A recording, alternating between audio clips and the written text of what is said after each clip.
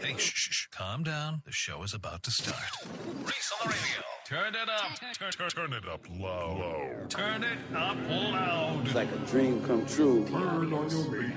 Reese is on the radio. Yo, let's get it. Due to the nature of this program, discretion does not exist. It's Reese on the radio. Right now on WTIC News Talk 1080.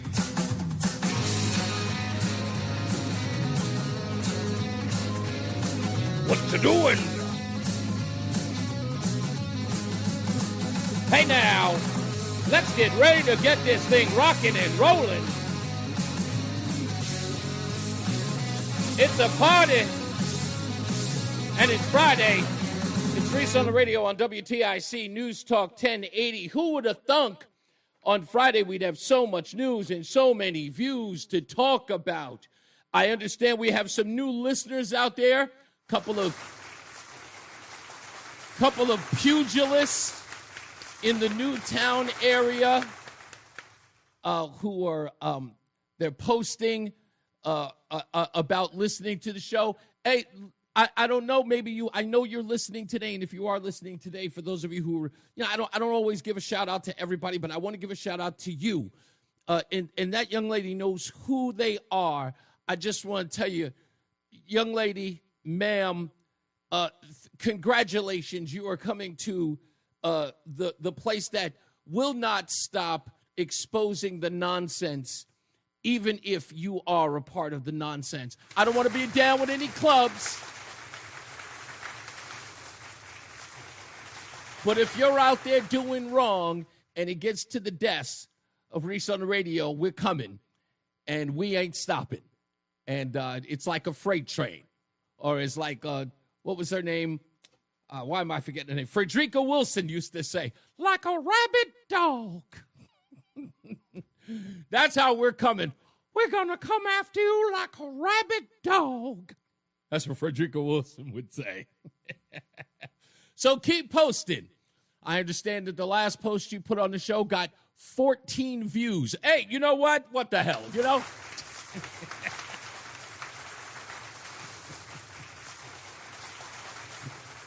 Those are 14 more people who are checking out the show. I love it.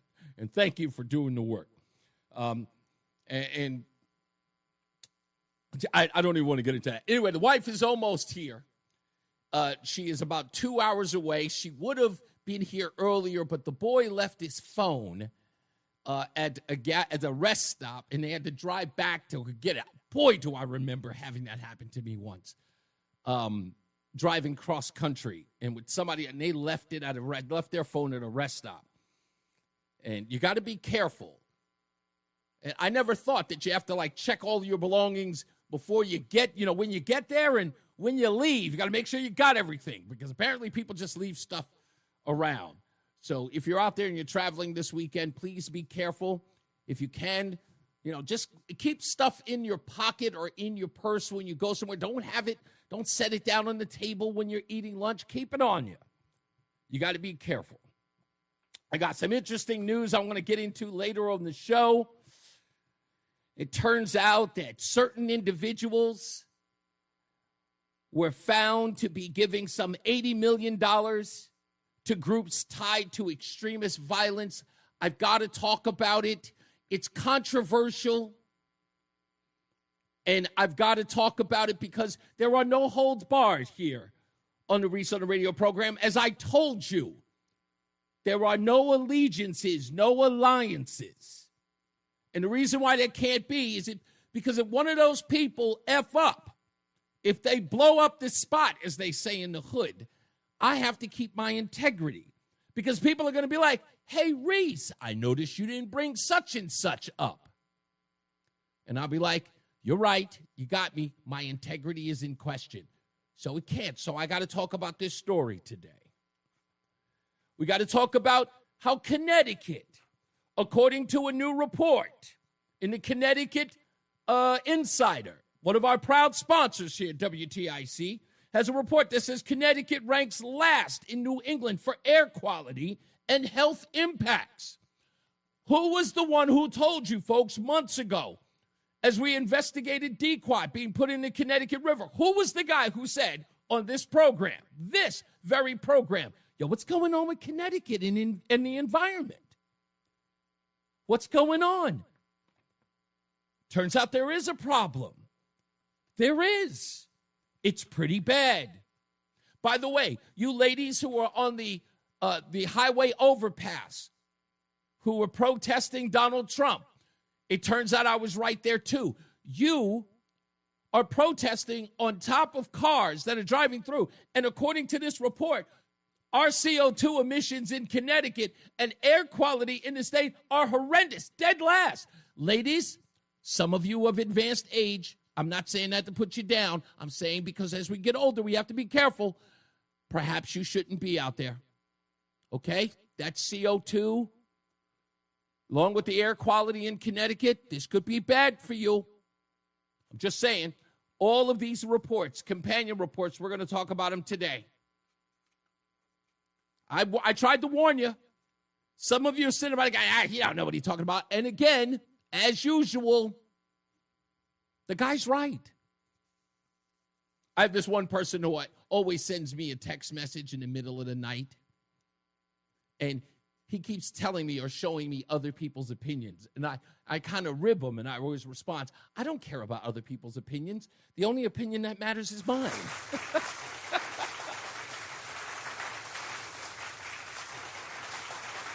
No, Max, you cannot drop the car tax. It's because of our pollution in Connecticut. We have to keep raising it. Do you understand now?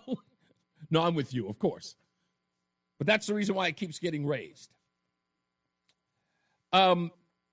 We've got that. The stupidest thing I read today involves Serena Williams. If you haven't heard the story, stick around for that. We've also got a guest on today. Miss Savannah Craven Antao is on the program. If you're not familiar with Savannah, Savannah was the young woman who's been on this program before. She's been on twice. I met her in Connecticut. She was giving a speech about abortion. She's a pro-life activist. And I had her on the show once. In fact, I was in the week I was in for election. We had her on the show. Then we had her on again. And the reason why we had her on the second time was because in New York City, she was speaking to a woman about abortion rights. She was talking about pro-life, Savannah was, and the woman, out of nowhere, punched her in the face, left her bloodied. Well, Savannah filled out a police report, and we have an update on her case if you haven't heard about it. And Alvin Bragg, the district attorney of New York, has done what can only be described as the most egregious thing ever known to man when it comes to an attack caught on video. We'll get into that today at about 4:05, so stick around for that. Democrats who think that getting Jimmy Kimmel back on the air was a victory says a whole lot more, and the LA Daily News is talking about that. That's a liberal paper out in LA talking about how the Democrats are so desperate, they actually think Jimmy Kimmel back on the air is a victory for them. We'll talk about that. But now I got to get to the top of the hour and the opening monologue. And it has to do with the story that everyone's talking about. And that is the indictment of former FBI Director James Comey. Now, this story is boring. Let me be the first to tell you. For you guys who are all in the weeds, the political implications. Donald Trump runs the risk of having this happen to him. No, he doesn't. Everything about this story is overblown and overhyped. And it isn't because guys like Andy McCarthy, former federal prosecutor, is on Fox News. I think I just saw what's her name from the Washington Post. Not the Washington Post, the Wall Street Journal. She's another reporter that I like. Stossel. They're on Fox News saying nothing's going to come of this. They might be right. They may be right that all of this about James Comey might be futile. And I got to be straight with you, folks. Even though I'm talking about it now, I don't care. It means nothing in the grand scheme of things. He is nothing more than just summer fodder. Comey may walk. But if anybody thinks that this guy is larger than small potatoes, you're going to be wrong. What James Comey is a test balloon. And it was all planned from the beginning. There are bigger enchiladas in all of this. And it may not go as high as you want. It may not. But there are very nervous people. To follow this indictment of James Comey, I have a sneaking suspicion Andy McCabe is next. Because he's directly related to the Comey indictment. Both of those individuals leaked documents to the news. And because Andy McCabe is directly tied to the James Comey indictment, because the so-called documents that were leaked and the alleged accusation that James Comey authorized the leak, which, by the way, doesn't really seem to show that, is a weather balloon in the grand scheme of things. And more people will fall. I'm even going to lay it out there. Who would you like to see? And I want you to be reasonable. I know people are saying, I want to see Barack Obama in handcuffs. Not going to happen. But we can go higher. I know a lot of you are going to say Hillary Clinton. I know, but I need you to be reasonable. Don't be nuts. Don't go nuts. Be reasonable. I'll start. I thought about it for a long time. Who is the big fish I want to see get a perp walk? Which probably won't happen. He'll be allowed to come in, and there'll be a mug shot. But I don't I don't care about the perp walk as much as you think I might. That's just gratuitous. But for me, the guy I want to see, the guy I want in a trial, which I know they'll have him dead to rights, is John Brennan. That's the guy. And I'm sure that he will fall on his sword. He's the big fish that I want. Because his indictment and his prosecution will expose everything. Because he's right there at the upper tier. Hillary Clinton, Barack Obama. The best thing to happen to those two individuals is a destruction of their reputation. Their names would be mud. Not because Brennan gives them up, because he'll never do that. That's not his style. He's a jerk. That's not his style. He will hold up their names as much as he can. But the evidence in that case and what we learn and what the prosecutors will be able to prove will indict Hillary Clinton and Barack Obama in the court of public opinion. And for me, that's enough. That is enough. Now, somebody wrote, Adam Schiff is a big dog that they'd like to see. I get that. For him, that's sort of like, that's like your favorite celebrity, releasing or getting found guilty of, I don't know, money laundering. It sounds like it's an important story, but it's not. Adam Schiff and the mortgage fraud, nothing. Perfect when it comes to Letitia James, considering, the irony. She's a great foil, more so than Adam Schiff. Adam Schiff was always going to get what's coming to him. That guy's a worm. I'd like to see, Swalwell. We're not going to get him, though. Not going to get him. There's nothing there. Unless they really, really dig deep. Let's hope they are, but I don't think he's coming up. But Brennan is the guy.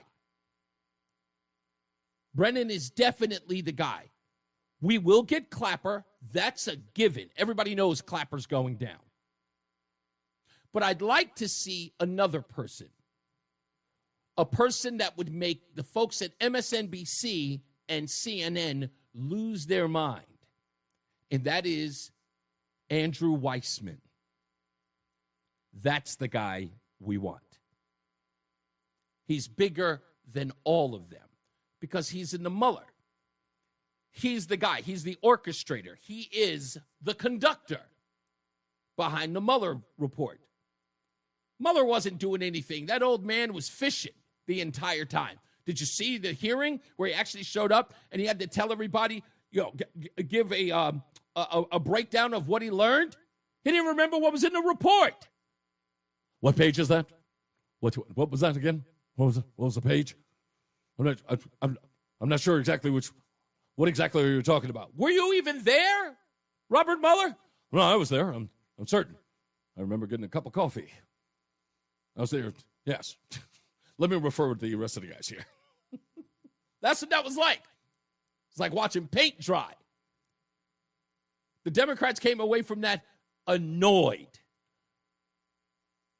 It's like, we wasted all this time on a Mueller report and the guy was barely there. Weissman's your guy. But I don't want any of that. I don't want any of the big dogs that everybody wants. Barack Obama. I don't want Hillary Clinton. I don't want them. I need reputations destroyed. But I want you to listen. When we come back, there's another big fish. There's another big fish as far as reputations are concerned. And I want this guy subpoenaed. I want him back in front of the Senate. And then after that, in front of the Oversight Committee. And when we come back, I will tell you who that is. Because a huge, huge story dropped this morning that I haven't seen anyone talking about. But it's a story that Reese on the radio has been covering for 2 years. And I had the goods on the story when it first dropped. Why? Because I was there. And it pertains to January 6th of 2021. And it turns out there were not 26 confidential informants inside the crowds. It turns out it was very well close to 300. And we'll break all of that down with audio and video sound bites when we return. So go nowhere. You don't want to miss this. It's Reese on Radio on WTIC News Talk 1080. Listen to WTIC News Talk 1080 on the free Odyssey app. Download and like WTIC today for alerts on special programming. Yeah, we're back. It's Reese on the radio. And, of course, everyone under the sun is talking about the indictment of James Comey, former FBI director. And interestingly enough, Joy Behar actually agrees with Donald Trump on the indictment. I agree with Trump. And the reason why is because of what he did to Hillary Clinton, in her words. But that's just fodder. It's fill-in stuff. Nobody's going to care on Monday. Even though all of the networks are going crazy behind it, it doesn't mean anything. It doesn't. There are bigger fish to fry. We have to get into saying that it was a hoax and saying that he did not start an insurrection, that he told people to march peacefully and patriotically. But the left, no. Nancy Pelosi and all of the Democrats, no, violent insurrection, they said. And with Donald Trump constantly talking about it, even after being impeached again about it. MSNBC was concerned after some polling data came out about January 6th. Join me as I play it for you.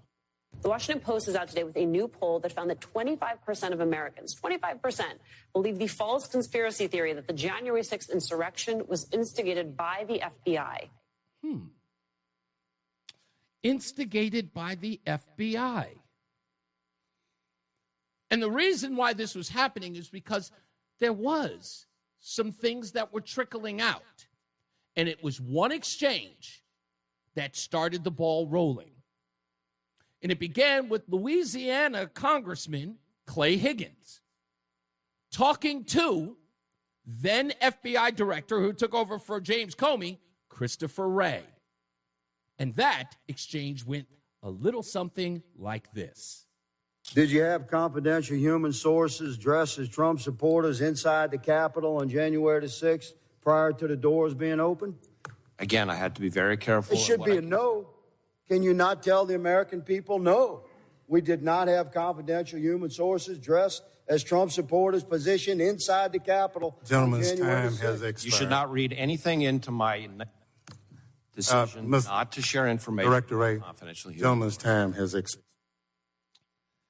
A year after that testimony, Clay Higgins got another shot at Christopher Wray because Clay Higgins was getting the information, as Frederica Wilson would say, like a rabid dog. And the information he was getting was startling. He brought it up to Christopher Wray again. I have to be very careful of what I say. To which I said, it should be a no.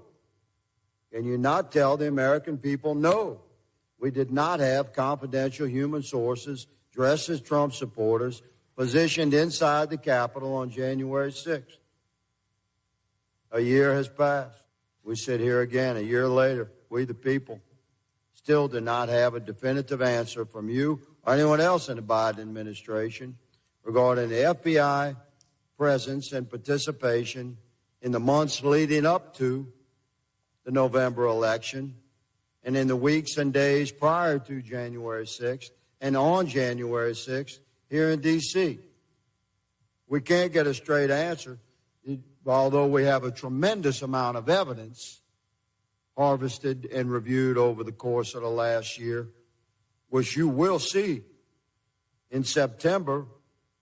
Stephen D'Artano, formerly in charge of the FBI's field office in Washington, D.C., testified to the House Judiciary Committee that he was aware the FBI informants would attend the Stop the Steal rally thrown on January 6th.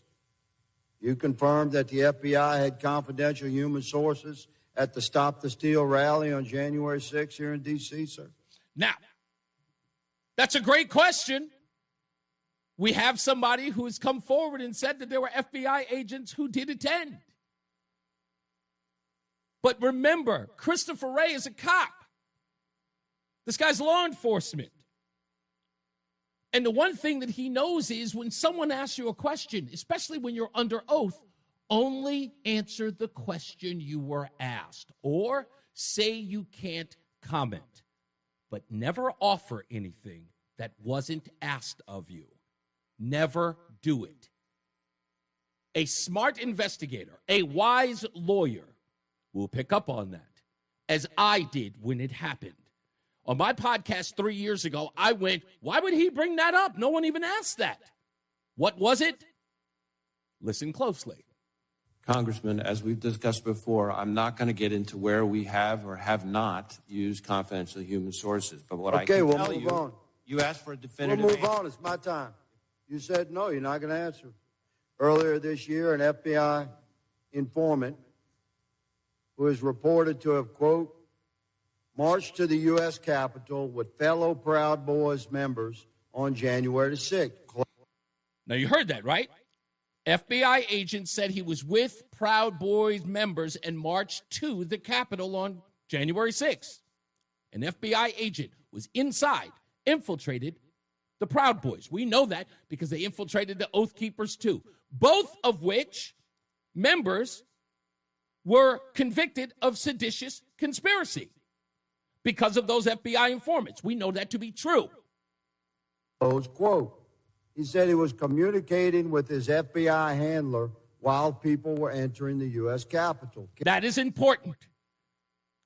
Talking to his FBI handler.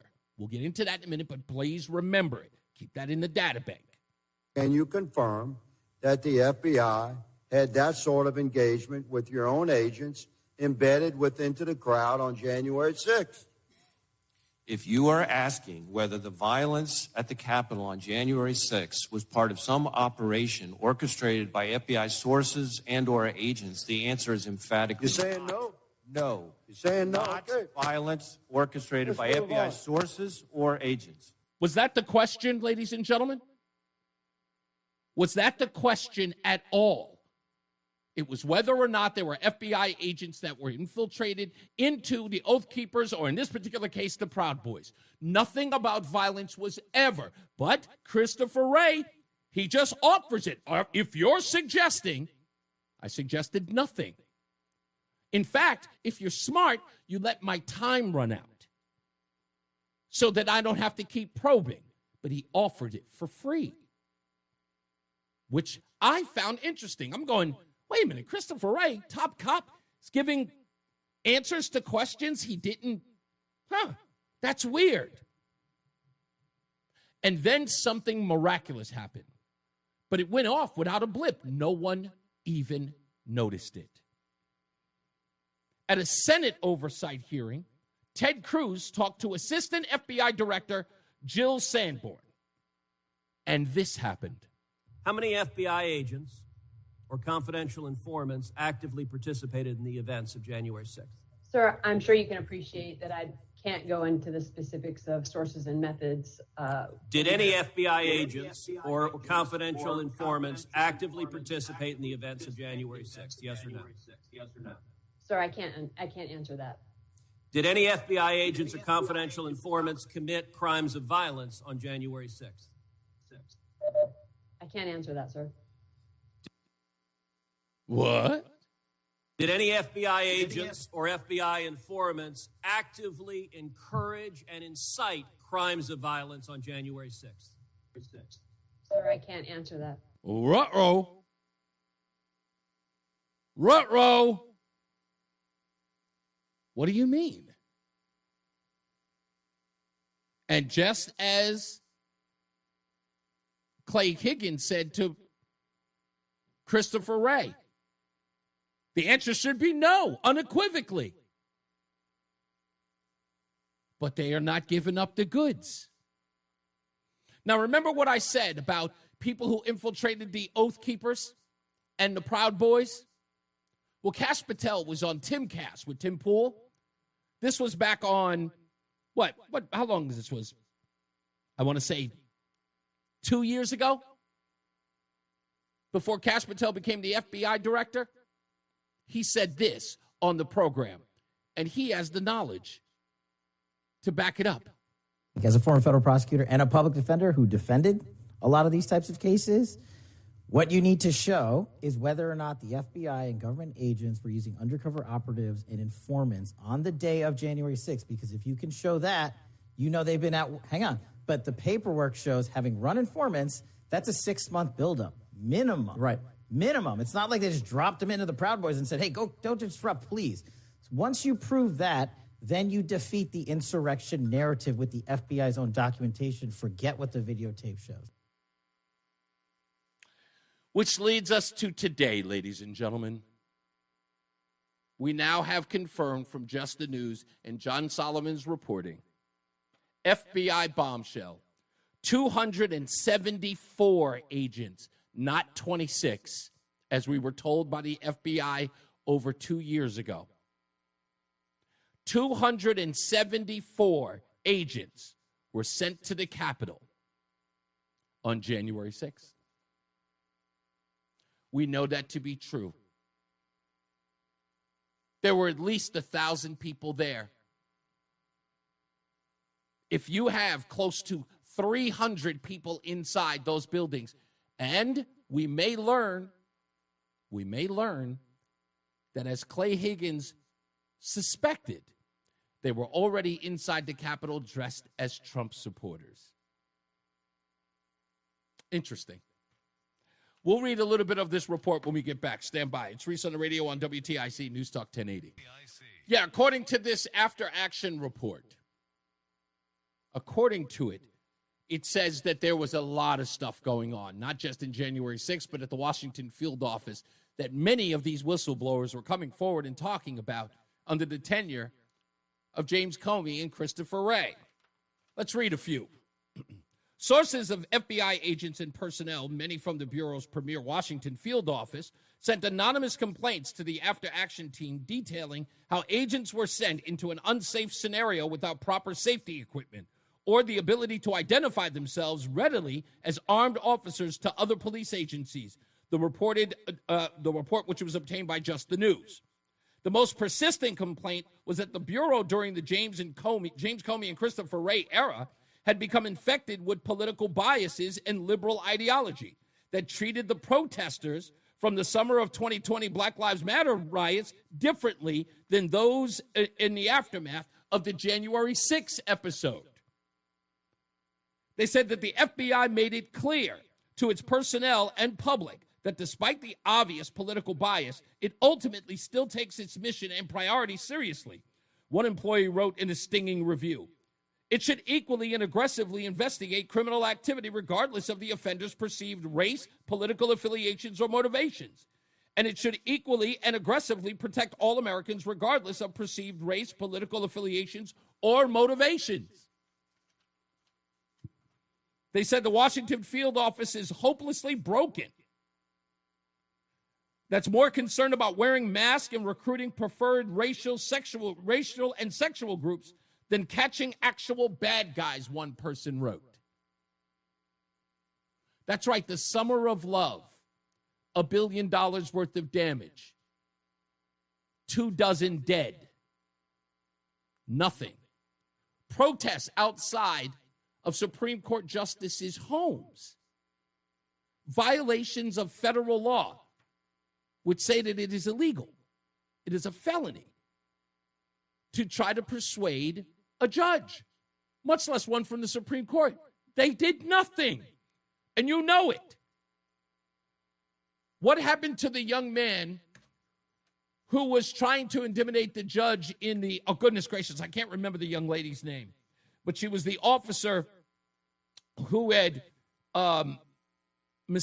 she mistakenly grabbed her actual gun instead of her taser, and she shot the young man in his car. She's screaming, "Taser, taser," but she grabbed her gun instead, and she shot. When she had to go to trial, one of the Black Lives Matter activists went to the judge's home in a secured building, went all the way up to her apartment on some, like the 30th floor.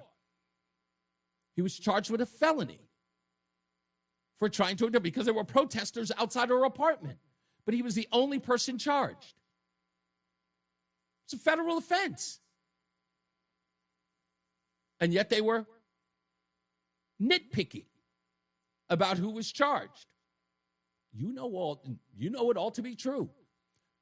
So as much as I've got people bent out of shape about Jimmy Kimmel or about the indictment of James Comey, you have no wins here. You got away with a lot for the last 5 years. Retribution must come. And it should be done legally, and it should be based upon what you actually did. And I expect more to come. A whole lot more to come. So you better be prepared. Don't be mad. There's nothing for you to be mad. Kim Potter.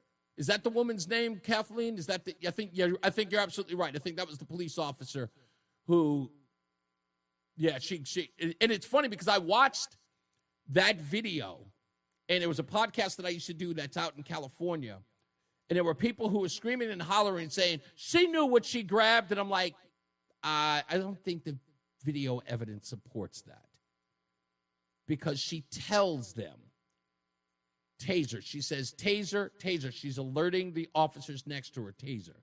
And when she realizes that she fired a gun, you verbally hear her realize she had done the wrong thing.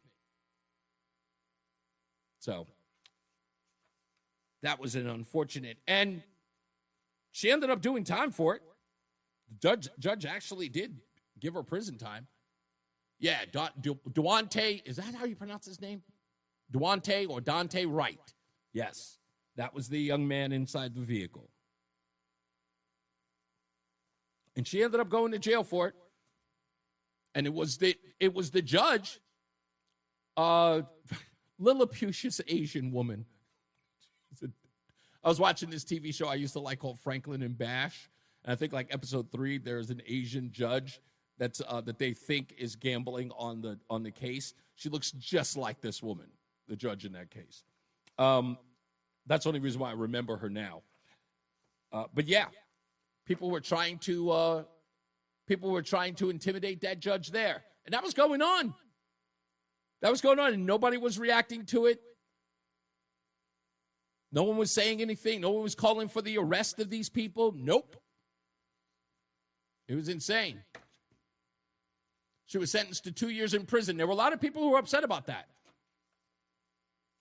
You know what was the other part? This is another part, Lori. It's funny that you mentioned this.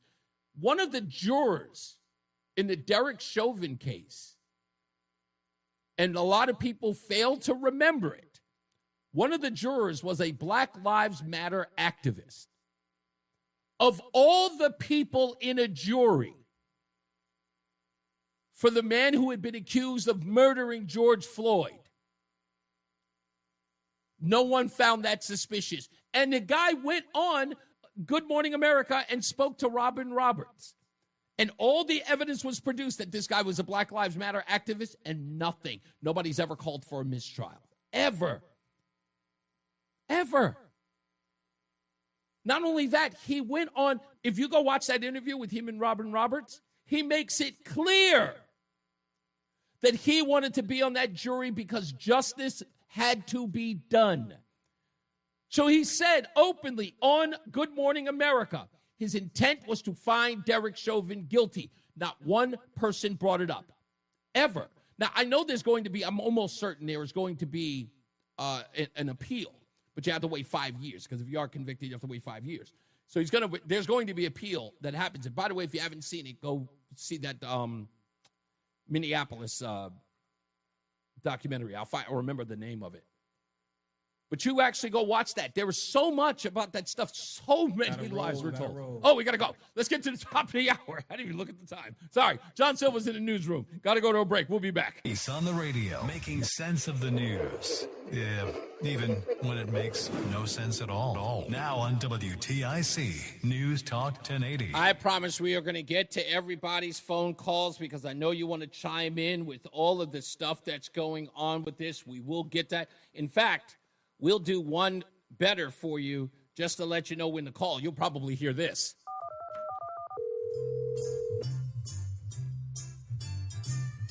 That's what I'll tell you when to call, so just stand by for that.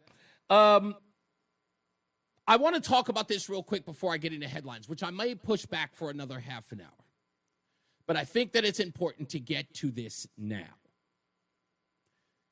Because as we talk about political violence, as we talk about lies that are told by the media, I want to show you a couple of examples, because we have some new listeners now and people who are learning things that they never got the chance to learn before. So let me start with this one. I mentioned a Black Lives Matter protester being in the jury of Derek Chauvin. And by the way, Kathleen, thank you. The Fall of Minneapolis was the name of the documentary. You should go see it. It's free on YouTube. Brandon Mitchell on Good Morning America. Your experience, you believe, has shown the importance of black men to show up for jury duty. Why do you believe that? Yeah, so I mean, in order for change to happen, we got to get us to those type of avenues, get us to those rooms. We got to show up for jury duty. We have to vote. Those are things that are important to the society as a whole. And if we want to be viewed differently in society and start to see different results, we have to start to do those things. We cannot avoid them. We can't put them on the back burner. We have to put them in the forefront. And jury duty is definitely one of those things, especially with, the insane number of black men being incarcerated. So we definitely have to get on those panels and stuff like that. Now, why would he say that we have to get on those panels in a jury with the amount of black men that are being incarcerated? Why would he say that? Because it would change the outcome. And by giving your condolences to the George Floyd family, you haven't had a chance to speak with them. What would you want to say to them? His name is going to live on. His legacy is now cemented in history. It's now become so much bigger than him as an individual. He's now become almost, he's become a legacy. Yes.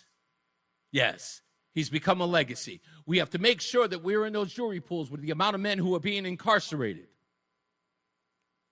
Has nothing to do with the law, has everything to do with race. Brandon Mitchell, ladies and gentlemen.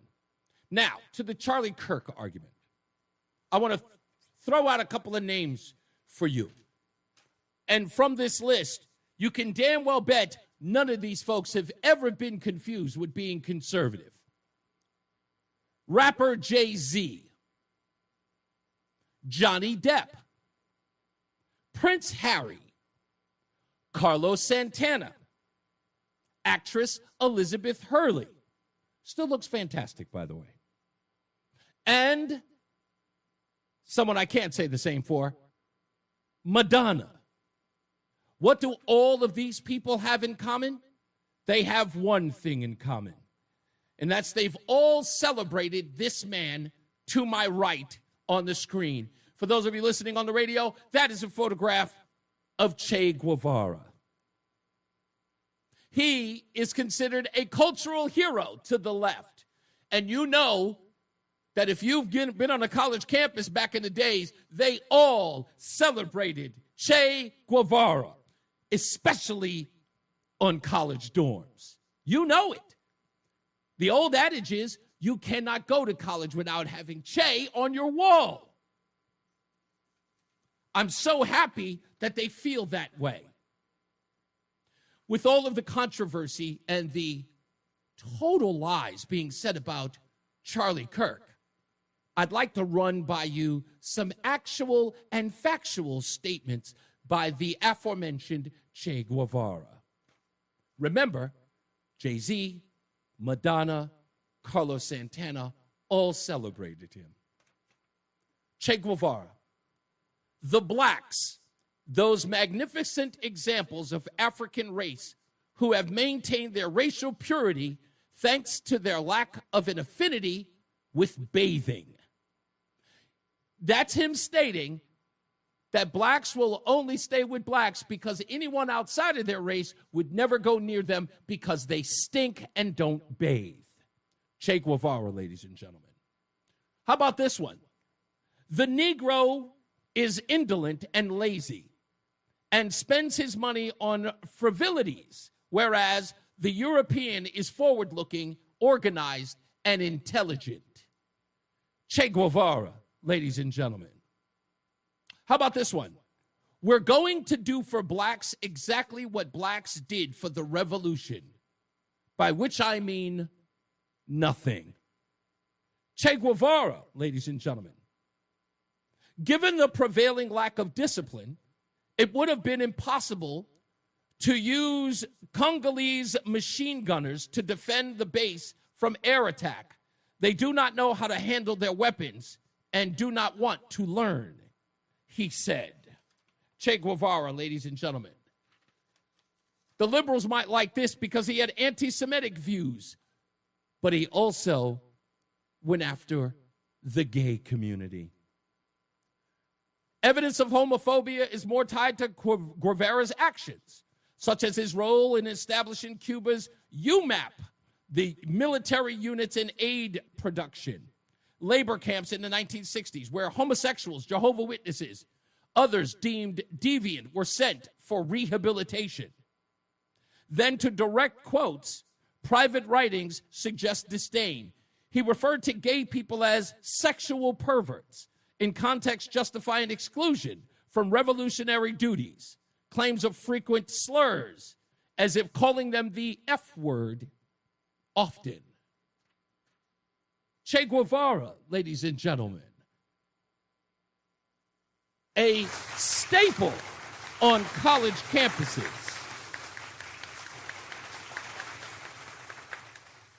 All you have to do is look it up, folks. Just keep quoting him.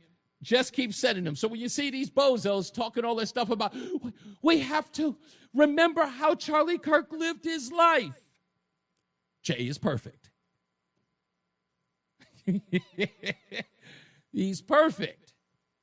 He is 100% perfect. Again, Jay-Z, Johnny Depp, Prince Harry, Carlos Santana, Elizabeth Hurley, and Madonna had no problem I mean, Madonna of all people? You can't be a dancer on a tour and not be gay. Are you kidding me? I think that's a requirement. It's on the application. Che Guevara, celebrated all over college campuses. You know it to be true. You can't deny it. Now I'll get to the phones. Let's go to Brian. How are you? Oh, darn it. Just missed him. Sorry, Brian. Couldn't get to you in time. Oh, what did I just do here? That's weird. Close. Okay, there we go. We'll go to Tom. Hey, Tom. Hey, hello. How are you? I'm good, sir. What's up? Hey, before I make my comment on indictments, maybe if that's the woman who pulled her lethal weapon, maybe if she had more firearm training through the police department, she would have had muscle memory and then not pulled it, you know? I think that's what the problem was that in the case with Kim Prot, I think her name is Plotter, that young lady, when that happened, I don't know this, and maybe Kathleen will tell me if it's true. I don't know if both weapons were on the same side, because if it was, that's dangerous, especially in a situation where you have to be quick on your feet. If both are there and you're just grabbing whatever on your hip, you're right. The muscle memory plays a huge role. Yeah, I have no proof, but I bet she didn't get much firearm training. But hey, Reese, indictments. Will Comey go to jail? Who knows? But I know one person who is on tape admitting to second-degree murder. That officer who fired and killed that woman protester. Ashley Babbitt. Ashley Babbitt. He said, when asked, I shot her because I wasn't sure what she was going to do next. Right. That's not premeditated murder, but that is second-degree murder. Mm-hmm. He should be indicted. You're absolutely right, because and you make a good what he says in that Lester Holt interview is that he didn't know what she was going to do next. A police officer who was trying to get away with said murder would say, I was in fear of my life, which he would have never been able to get away with considering the distance that she was. She's climbing through a window. When he sticks his arm out and he fires that weapon, it changes the entire game. By saying he doesn't know what she's going to do, that is him admitting he had no prior knowledge of what her actions were going to be, and he acted in striking her with no knowledge of what her next move was. Yeah, he had fear. Same thing. He probably didn't get much training with his weapon. Well, come on, but, Thomas. Yeah, I could. No. Before you move on, hold on. Before you move on, let's take an example of that. Do you remember the rip he got when as it associated with his gun? Why did he get in trouble for his gun before this ever happened? Do you remember that? Oh, I never heard of that. Okay. One, Reese. This guy had disciplinary issues up the wazoo. One in particular, he got a rip because he left his gun in a bathroom. Yeah. This guy was an absolute winner. So. Yeah, and that's a side note, but the federal government, they're in a union, and the unions won't get rid of the dead weight, and that hurts the whole organization. It can. I don't agree that it hurts an entire organization, but you're right. But their inaction, and it's always that, right? It's like if they are proactive in dealing with the person who made the mistake or the issue, then it would restore the credibility of the entire thing. It's the lack of action or the slow rolling of an action when they know. In this particular case, this guy should never have been got a commendation. But remember who we're talking about. The people who praised him were the likes of Nancy Pelosi, who celebrated this guy. I could not believe when I saw, I saw him on tape saying that. Yeah. I couldn't believe the words were coming out of his mouth. Yeah, I'm almost certain I have what he was going to do next. I'm almost certain I have the audio. That was the conversation he had with Lester Holtz on NBC. I'm positive. Oh, was it? Yep. Oh, okay. That was one of the only interviews he had done. Yeah, it's insane. Thank you, man. I appreciate you. All right. Now, folks, just remember that. Che Guevara. That's all you need to know. It's that easy, that simple. We compared the two men. These are actual quotes, not the made-up stuff that everybody else is talking about. I know a couple of lefties out there. You're probably still sitting up there going, ooh, yeah. It's ugly. It is ugly. Also coming up, we've got Savannah, Craven, and Antao, and I'm trying to pronounce her last name, but she's going to correct me when she gets here. We're going to talk to her at about 4 o'clock. She is going to explain what has happened in her case. If you haven't seen the video, go look it up. Savannah Craven. She was talking to a woman in Harlem, and they were having a discussion that seemed reasonable between two women on opposite sides of that debate about abortion. And for some odd reason, the woman that Savannah was talking to hauled off and punched her in the face and then walked off. The woman was arrested. She was charged. And where that case is today will blow your mind. And for me, it solidifies why I'm never going back to New York. I can't even visit. I just can't. I can't. It's really, really bad. So we'll talk to her. She's calling up later on in the program. Also, we've got Jimmy Kimmel. Why is the left trying to get a victory lap out of this? I have no idea. As you heard at the top of the hour, Sinclair has decided to air the program, Jimmy Kimmel Live, and I'm assuming it's based upon the reports that they were getting a lot of pressure to. But even if they have, I want to see these ratings in the next week. And if they're not above what Jimmy Kimmel was doing already, like if it plummets back to pre-controversy levels, what are we doing? What was all of the hoopla about? And as I said to plenty of people online, and plenty of people are like celebrating his return, now you got to stay. Now you have to keep that show afloat. It's on you. And if he bores you and you leave, there won't be any excuse. So we'll break that down. Plus, we'll talk about what's going on with Connecticut. And it's, how do I put this? It's sort of 180 on environmental issues. Plus, we found out that there's like $18 million in renewable coffers that they haven't spent. It's the most insane story I've ever heard. $18 million. And apparently it was supposed to go to like vehicle changes or switch ups to EV chart, whatever they were supposed to spend it on. The money's gone nowhere. We'll talk about that as well. And of course, how Connecticut's clean air is reported last in New England. And pretty much dead set in the middle out of 51. I guess they're calling it 51 states because I think they're counting Puerto Rico in this. Because otherwise it just wouldn't make sense. But they're saying that Connecticut is not in a good place, which I'm not understanding. Somebody's going to have to explain that to me. We'll get to that. We've got also Between Rounds winner coming up. And who else? Oh, Rozan, who will be here. And she just texted me. Let me read that real quick. I think she's giving me an update, an ETA. Someone was asking in the chat room, is Rozan going to be here? The answer is yes. And she just says, oh, no. Okay, that's not good. She says there's a massive fire on the interstate that she's on, so she's running late. I'll check into that when we get to when we take a break, so I can find out what's going on with that. I feel horrible. Oh, yes, and don't forget, we found out that there's $80 million that's being funded that's going to be going to, has been going to violent leftist groups.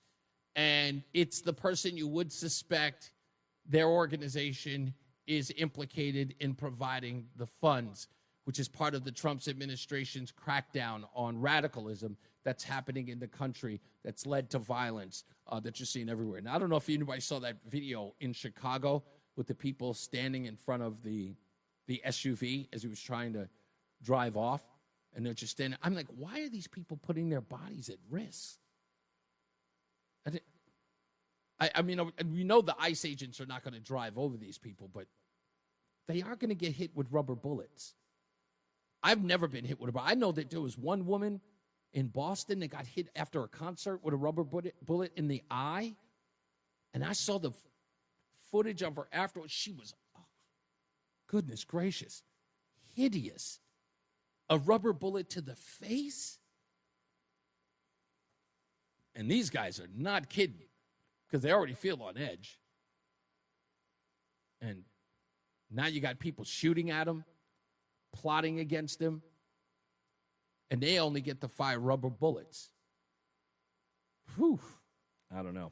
Yep, we'll break all that down, so stand by for that as well. Plus, we'll get to weather and traffic. That's coming up. Did I forget anything else? I don't think there's anything else I forgot. Yeah, that's about it. Yeah, that's it. So, Roland, I think we'll take a break. We'll be back.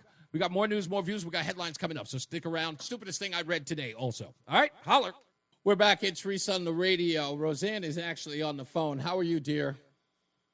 Oh, I'm great. Stuck in traffic. I sent you a picture. It looks like the smoke is getting darker. Traffic is stopped about, it looks like at least 6 or 7 miles. Ooh. Completely stopped. I mean, people are getting out of their cars now. Okay. All right, so it looks like you're going to be on the road for quite a while. Yeah. Okay. I saw an emergency vehicle going back east, and I turned to the boy and I said, I bet you he's got to make a turnaround. And sure enough, about 5 minutes later, it came swirling back around. Yeah.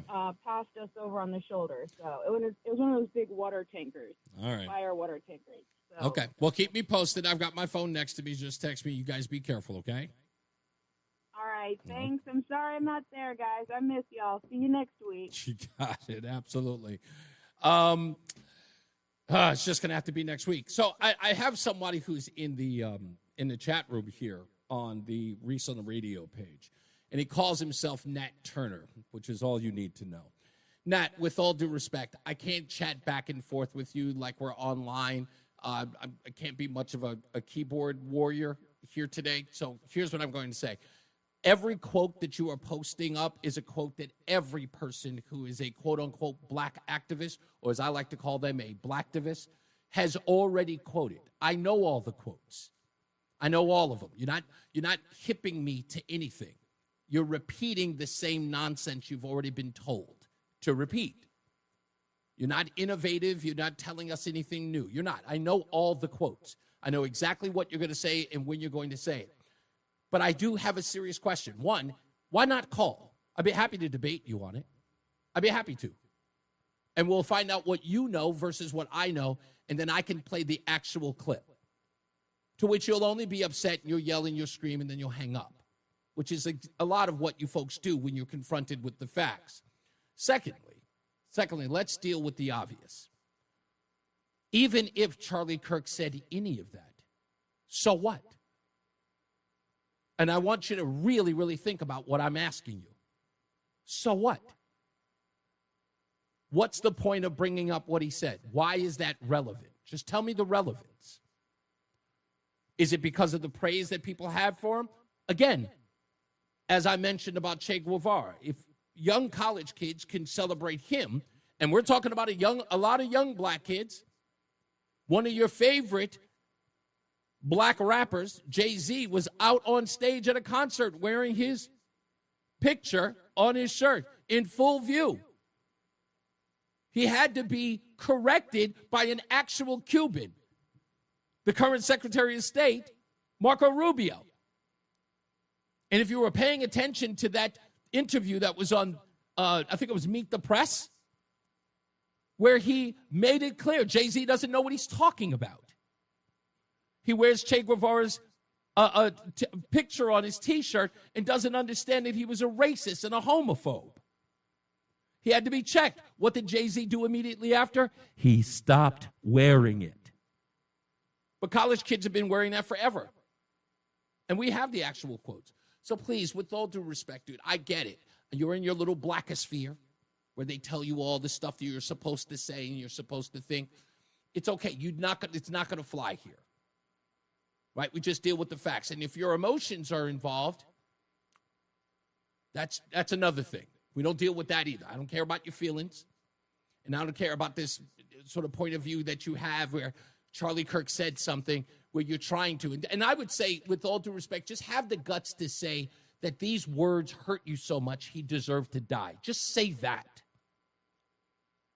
Like, don't tiptoe around it. Don't jump around and try to play coy. I'm not saying that. But as soon as you say but, everything you said before, it means nothing. Just come out and say it. Just come out and say it. He said these things and he deserved to die. Just say it. Just stop playing with me. I don't care. I don't care about the games. And you can't impress me. Plus, you can't influence me. I already know what the facts are. See, I did the work. You're just a parrot. There's a difference. You're not investigating. You're not introspective. You don't even research. You just repeat what you heard and you're outraged because a bunch of your friends told you to be. Well, we don't do that here. But we appreciate you checking out the show. And God bless you, as they say.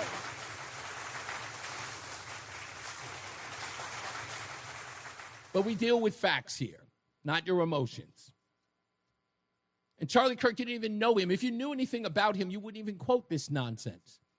And just for the record, let's explain something real quick about this whole thing about what he said about black women. He said it about 3 black women. And what he said about those 3 black women was about what they said. And they were the ones who were promoting DEI, diversity, equity, and inclusion. Those women were trying to promote DEI so much, they told the world that they were not hired because they were smart enough. They were hired because they were black. They were hired because some white person said, "You, Negro, come over here." And they were absolutely happy to take that handout. They were absolutely happy to not tell the world that I got it because I was the best person for the job. They wanted to promote DEI so much, they stepped on a rake. And Charlie Kirk pointed it out. Then you are telling us that it had nothing to do with your brain ability, your merit, your ability to actually reason. That only thing you had to address was, I'm black and female. And someone said, yes, you.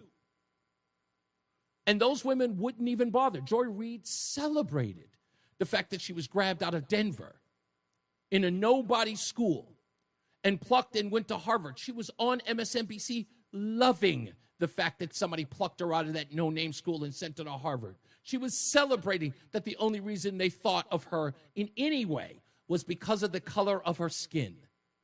Those were her words. And then when it pushed back on her, then she started talking about her merit. Then she started talking about her brain capacity. Then she started talking about her smarts because she realized she was kind of making a fool of herself.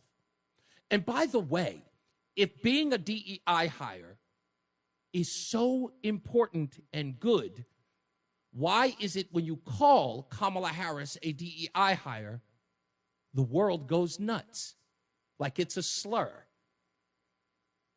If DEI is something that we have to have, you shouldn't be bothered by the fact that you are celebrated for it or condemned. I'm not twisting anything. I haven't twisted a word. His messages need to be refuted. I don't even know what that means. His opinions? Is that what you think? You think that his opinions need to be refuted? That's not how that works. Do you even understand how free speech works, young man? You should get on the phone. You should. Get off the text message, but I have nothing else to contribute to this conversation. And with that, let's get to some headlines.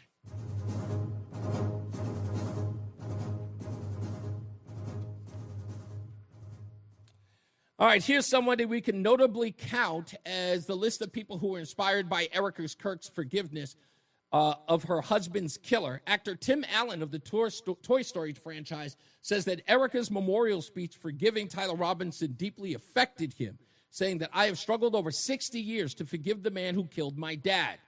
I will say those words now as I type. I forgive the man who killed my father. Peace be with you all. Tim Allen's father was killed in a car accident. A drunk driver killed his father when he was 11 years old, and he had been carrying that for so long and finally decided to forgive him after Erica's speech. Breitbart News is reporting that in 2022, the California Air Resources Board, known as CARB, has proposed a mandate for trucks as part of Gavin Newsom's push for electric vehicles. In 2023, CalMatters.org noted that CARB adopted new rules which would ban diesel rig sales by 2036 and electrify all of its trucking fleets in the state by 2042. The California regulators voted to repeal a mandate that required trucking fleets to purchase zero-emissions electric power vehicles. So that is done. Connecticut has money it doesn't know what to do with.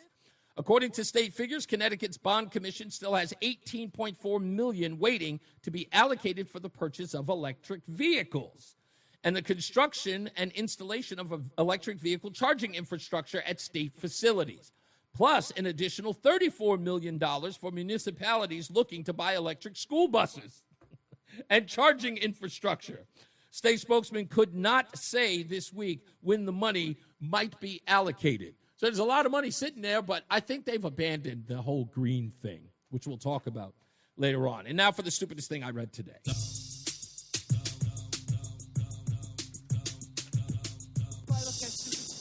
you do. Stupid as can be. This could very well be the stupidest person on the face of the earth. This is a quote from a famous tennis player. All right, everyone, how do we feel about cotton as a decoration? Personally, for me, it doesn't feel great. That was Serena Williams at a New York hotel because the hotel had a vase with cotton sitting inside it like a decoration. And it sparked some backlash online because she immediately attributed it to picking cotton. And that's a story? Like, no, this is the part that I never seem to understand. I get it. Serena is well respected as a tennis star. I get it. She's won more champions than you could possibly count. Okay? But when people do dumb things and say stupid things, you got to call them out. So anybody who's bullying her, don't do that. Just say what she said was stupid and move on. But when you see stuff like this, it's like I look at it and the first thing that runs through my mind is it's like, what else offends you?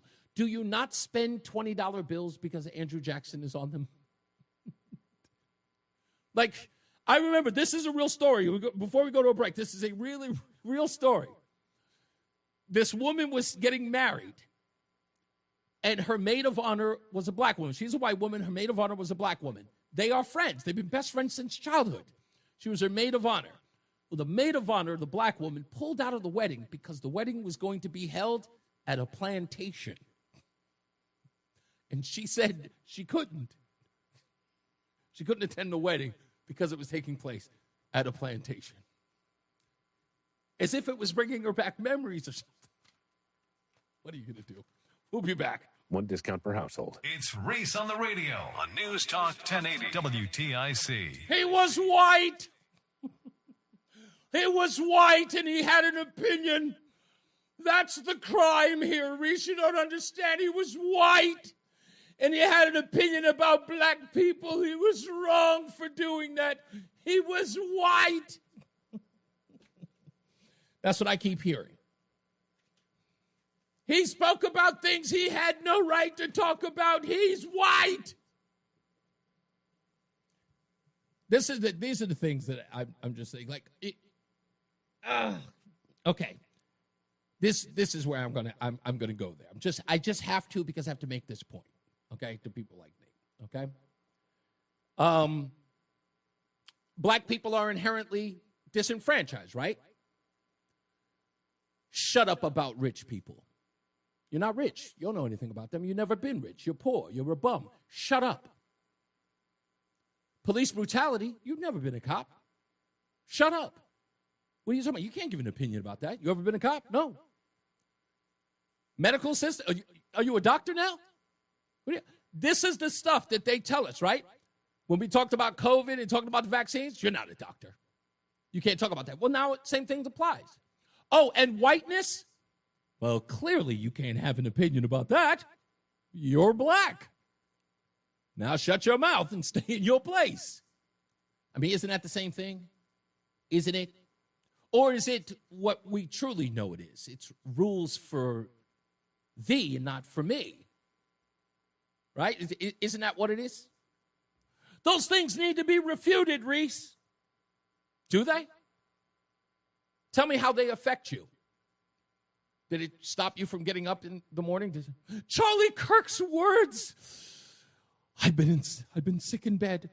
Who's the woman who's on CNN? What's her name? Allison, whatever her name is. She's always on that Lauren Phillips show. Oh, Ashley Phillips. I don't know. I don't care. But she's on. She goes, you know what? You know what happened? No one's ever asked me about Charlie Kirk's comments. Like, what? No one's ever asked you about how Charlie Kirk's comments affected you? Because nobody cares. What do you mean how Charlie...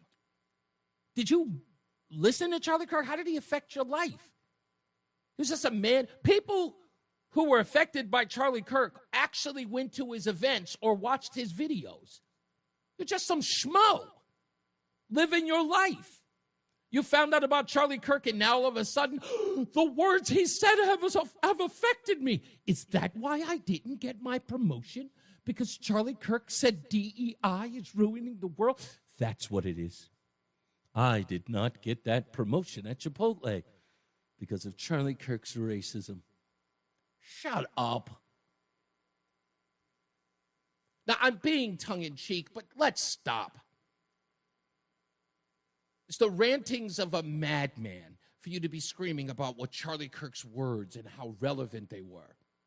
They were never relevant to you until he died.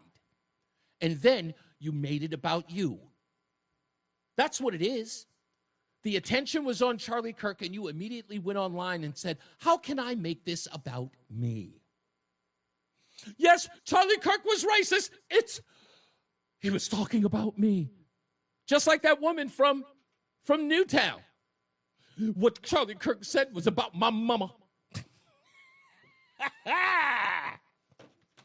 Boy, I hope she didn't sprain her back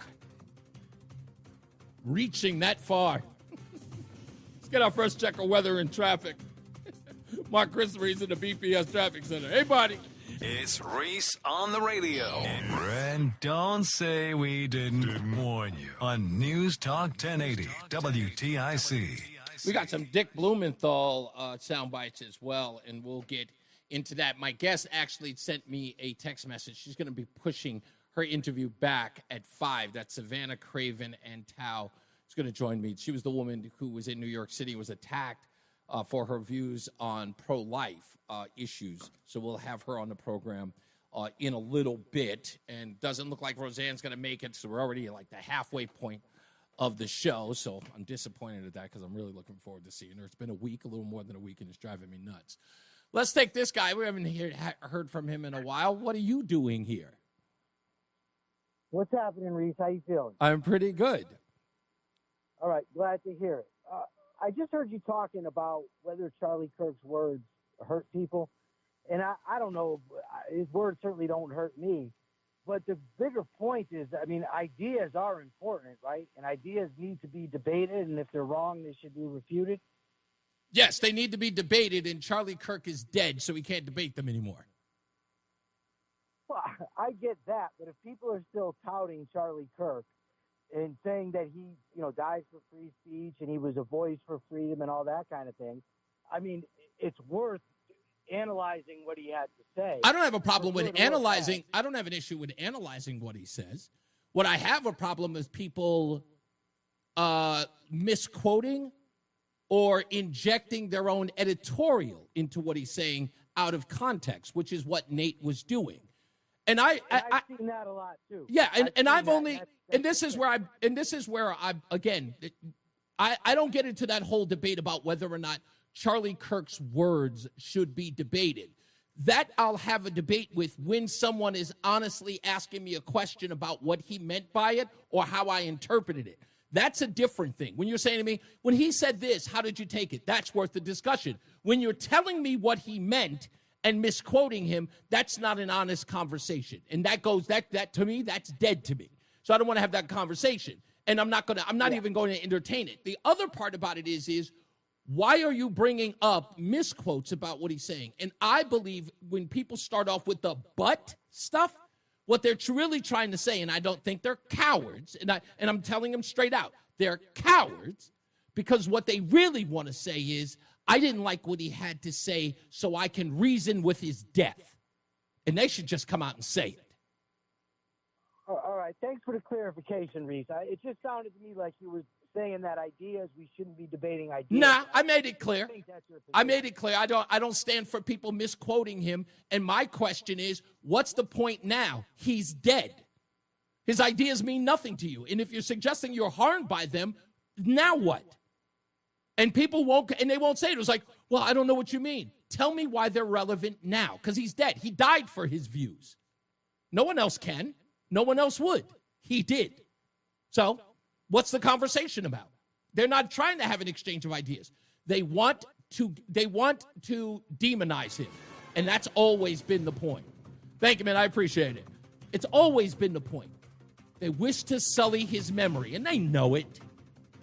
Just don't tiptoe around it. Let's get another check of weather and traffic. Mark Christopher's in the BPS Traffic Center. Hey, Mark. Reese on the radio on NewsTalk 1080 WTIC. Talking to Joey in the background. That's the reason why people like listening online, because they get to hear what's going on behind the scenes.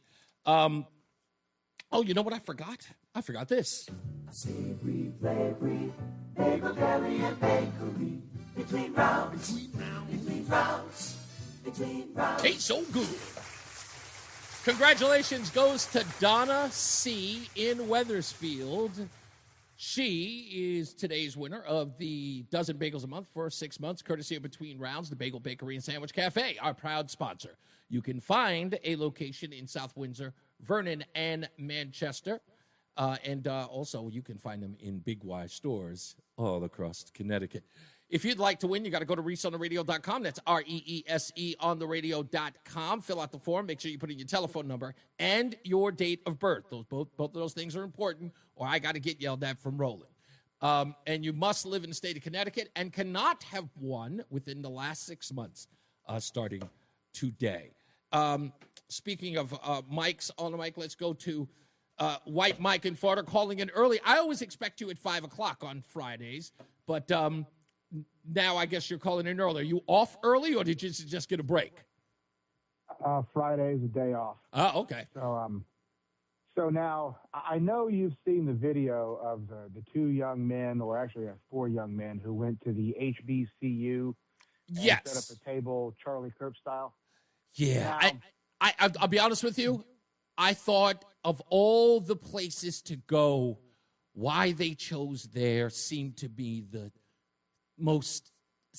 it was the silliest thing I could ever imagine a person doing. Well, I'm kind of divided. I don't know if they are just master level trolls who are so racially aware they knew exactly the reaction they were going to get, or they're the most naive people I've ever seen.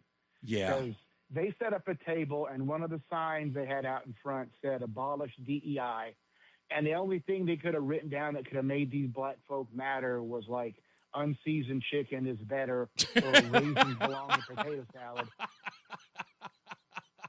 Yeah, it was quite, you know what? And the worst part is, I'll tell you that, if I may say so myself, because I know people ask this of me, and I will say this publicly.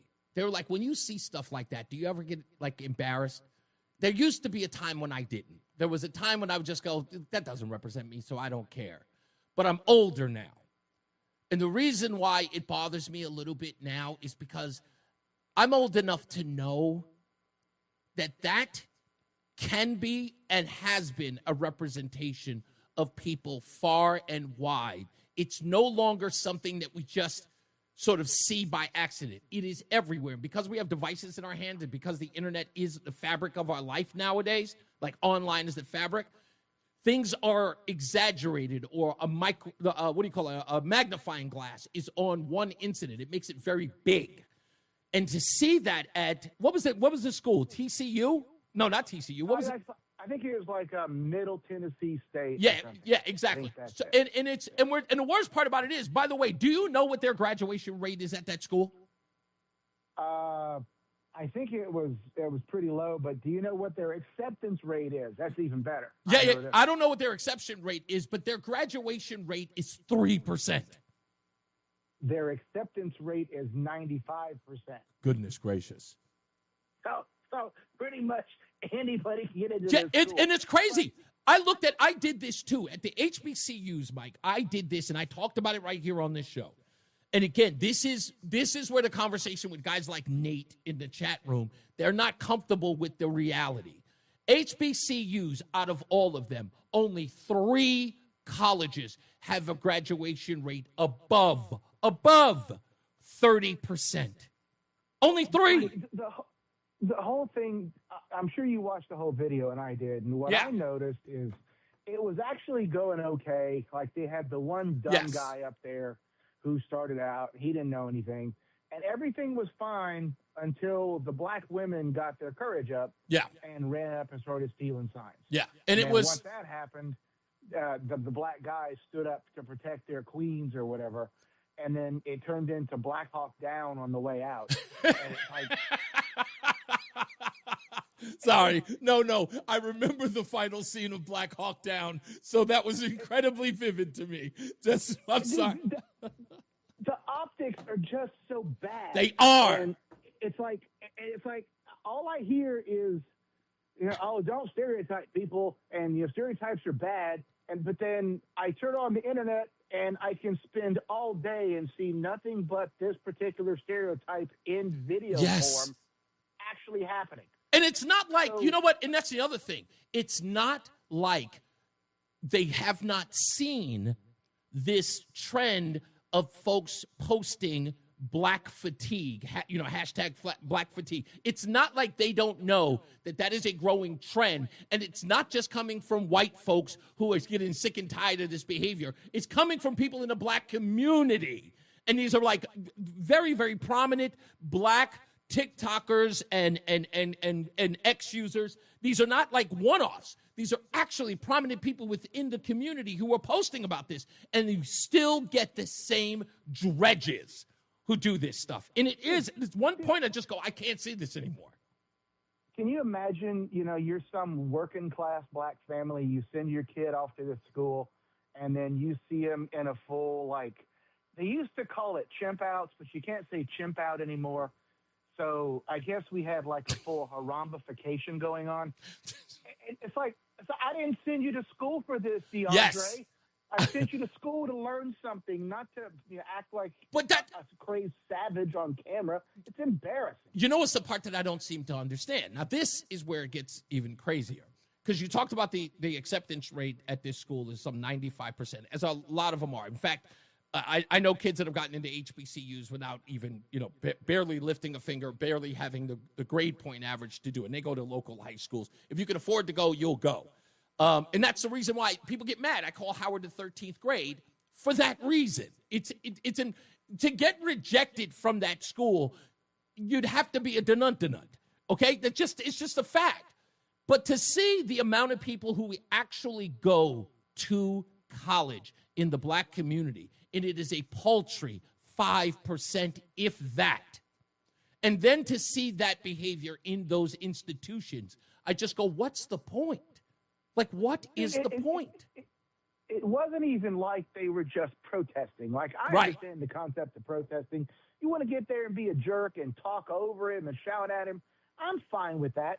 But these people were on the verge of physical violence. Yeah. To the point that these people had to leave. Oh. And then they still were trying to set them up to get beat up. The car in front was blocking them from getting past, so they can get surrounded by all the skinnies. Wait. There's another part. A nightmare. There's another part about this, and for those of you who haven't seen it, look it up. You will see it. the part that I found that was so, I would say even worse off than these two young boys who were accosted in the way that they were. After the boys were finally safely away and they had gone, one of the police officers or the security guards that escorted them out, he is then later accosted. He's a young black man. And then they accost him for having the audacity to get them out there safely, to keep the peace. They start going after him. But this was the part that bothered me the most. They mocked that black man for the sneakers he was wearing, which shows you exactly, it was the most ridiculous.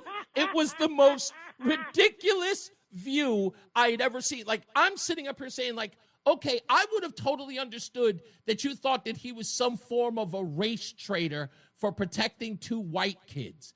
But the fact that you were mocking him behind the pairs of sneakers he was wearing at work, as if they did not reach the echelon of the hood kid, that was something to ridicule him for. I want to make this, I'll let you get the last word, but it equated me, it sort of brought home something from back in the days. I'm going to tell a quick story. When Oprah Winfrey started her African school, she was asked by someone, why didn't she do a school in Chicago where kids were struggling? And her response was, I did wanted to do this in Chicago, but when I talked to young black kids in the inner city, the only thing they cared about was iPods and sneakers. And when I saw those people mocking that guy's shoes, I went, damn, nothing's changed. They even mock a guy. It's 2025, and they're still mocking people by the sneakers they wear. What was your last point? Dude, the fact they're busting on his work shoes, like, what's he supposed to do? Yes. What's he supposed to wear his Jordans to work? Yes. And if he creased the toes on them, they'd bust him for that too. Exactly. So, dude, it's just terrible. Like, we're supposed to be getting better, and it's just getting worse. I'm not going there yet. I'm not going there yet. I don't know if people are ready for what's going to happen to make things better, but it ain't getting better. I don't think, look, again, I think that we have to bring back shame, Mike. It has to happen. I know people are afraid of it. Say again? And caning. Caning. You got to go. God bless you. Have a good weekend. We got to bring it back. Shame has got to come back. It has to. It's got to come back. If you watch that video, you know exactly what I'm talking about. It's god awful. I'll take Fred. Why not? How you doing, boss man? Hey, quick comment. So I love hearing you poking Don in East Hartford in the eye on the chat room. But you spend a lot of time I just happen to know him from Todd. Otherwise, it would be lost on me. You spend a lot of time talking to the people in the chat room, and I'm thinking, what is it, a few hundreds? Because the radio audience is, maybe tens of thousands. Just a thing. I mean, I get it, but there's this great throwaway gag in the old movies. Guy picks up the phone, and he goes, you don't say. Someone goes, who was it? He didn't say. No. Well, I appreciate you, but they're all a fabric of the show, Fred. Yeah, they're responding. And I wasn't talking to Don. I even said the person's name I was talking to. But I'm just saying there is a thing and not that it's necessarily a problem. A word of setup, so-and-so who says such and such. I just. Oh, then you must have come in. You probably caught it late because I made it very clear whom I was speaking to. I said that I was talking to somebody in the chat room. Just in general, you do a lot with the chat room. I mean, it's compelling. Everyone who's got a chat room is going back and forth with the chat room a lot these days. But I'm just saying they might be pulling a little bit more of your attention. I promise you that I try to level it out, but I appreciate the concern. I know you're not. I know you don't mean any harm by it. I get the point. No, just that you be a better Reese on the radio is my only. I know, sir. Thank you so much, Fred. Thank you. Bye-bye. I appreciate you. I hope he doesn't think that I take criticism. I'm good. I can go a little over the top. So, okay. I don't want to hear that shit. We rock the show how we rock the show. Exactly. We rock the show. What was I going to say? Okay, Sinclair, they're back on with the Jimmy Kimmel thing. Not really a story. I told everybody the story was going to be over before it was over, and it's over. But Democrats think that this is something that they can take a victory lap on. There's an article in the Los Angeles Daily News that says Democrats need to aim higher than Jimmy Kimmel in a Kimmel victory. And in the next half hour, we got Savannah, Craven, Antao coming on the show. We'll talk about what her case is looking like, and it appears that the case is over as it relates to the woman who punched her in the face and attacked her, caught all on film. We'll break that down as well. Plus, we'll go to some, well, I can't go really into some Hollywood news except for some new movies that are coming out. We'll talk about that. And then we also have What Had Happened Was. So if you missed that, you will catch that as well. Oh, and this problem with our atmosphere in Connecticut. Ranked the lowest in New England for air quality, Connecticut is. Has Connecticut abandoned its green initiative? It appears so. And I didn't understand what all of that nonsense was about. We had to get the EVs. Then all of a sudden, out of nowhere, we got pollution and we've got sewage coming from Massachusetts. We actually have Democrats who don't care. No, it's no big deal. Nobody's been able to swim in that water. It's insane. It's crazy. We'll talk all about that in the next break. Stand by. Let's get to Mark Christopher. He's in the BPS Traffic Center. Hey, Mark. Hey, Reese, thank you. Stay locked in. Reese on the radio is on WTIC News Talk 1080. Yeah. We got more news and more views to talk about. Connecticut ranks last in New England for air quality. We've got funding of $80 million going to groups tied to extreme violence, according to a report. This is Donald Trump. President Trump is actually asking for a review of where this money is coming from, where all of these radical, violent protests are coming from. Also, talking about the FBI bombshell, the 274 agents were sent to the Capitol on January 6th. Many later complained that they were political pawns based upon a report.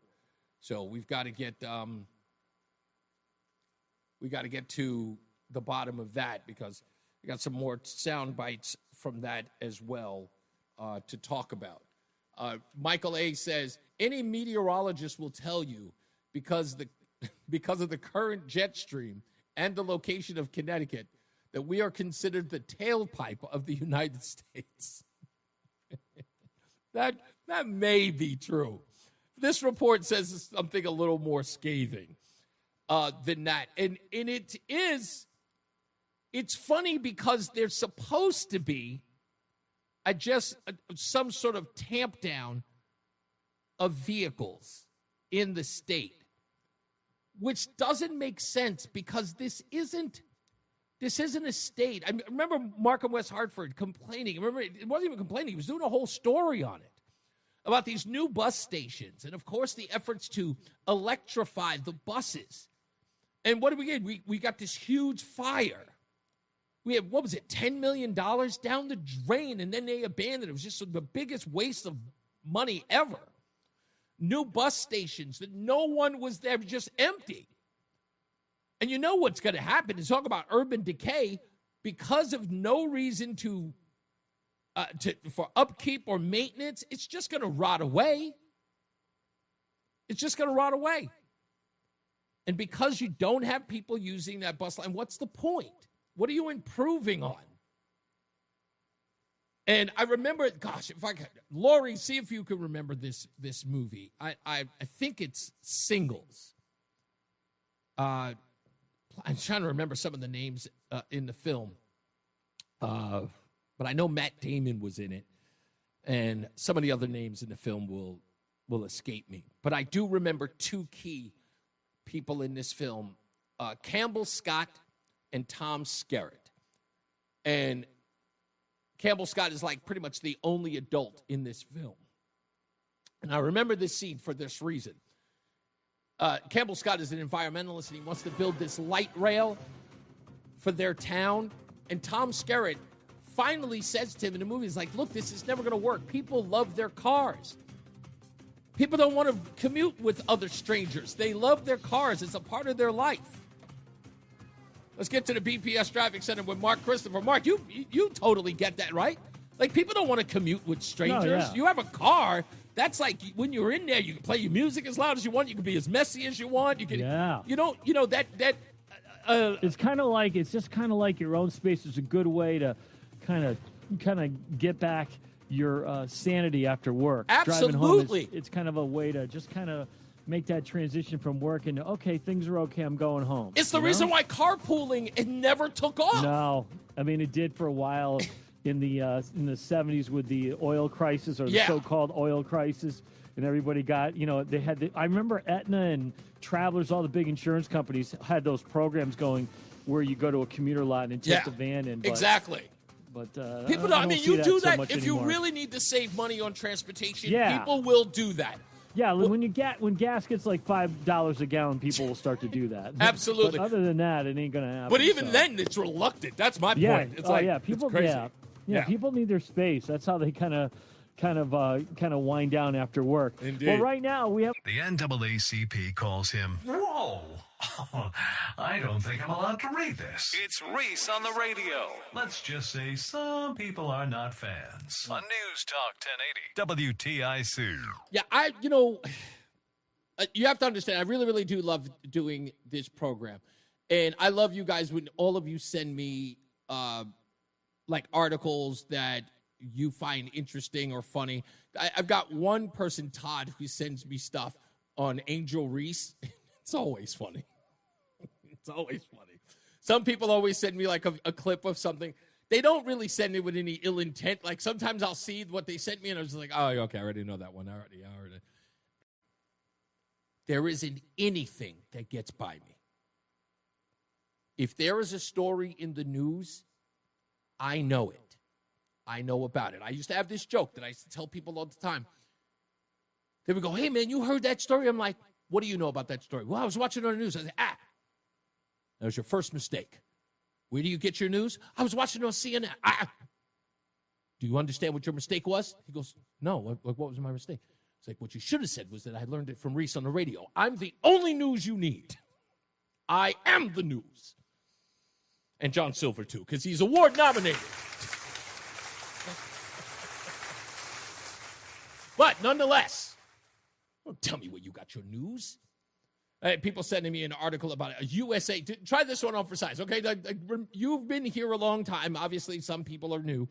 But imagine this. Somebody sends me a report today with this headline. White women benefit most from affirmative action. Who here thinks I didn't read that report? Who here? Anybody? Raise your hand. Who did? Right? There's no way I missed that. There's no way I missed that report. So, yeah, it's nothing new under the sun. The reason why you come here is because I'm doing the stories that most people won't do.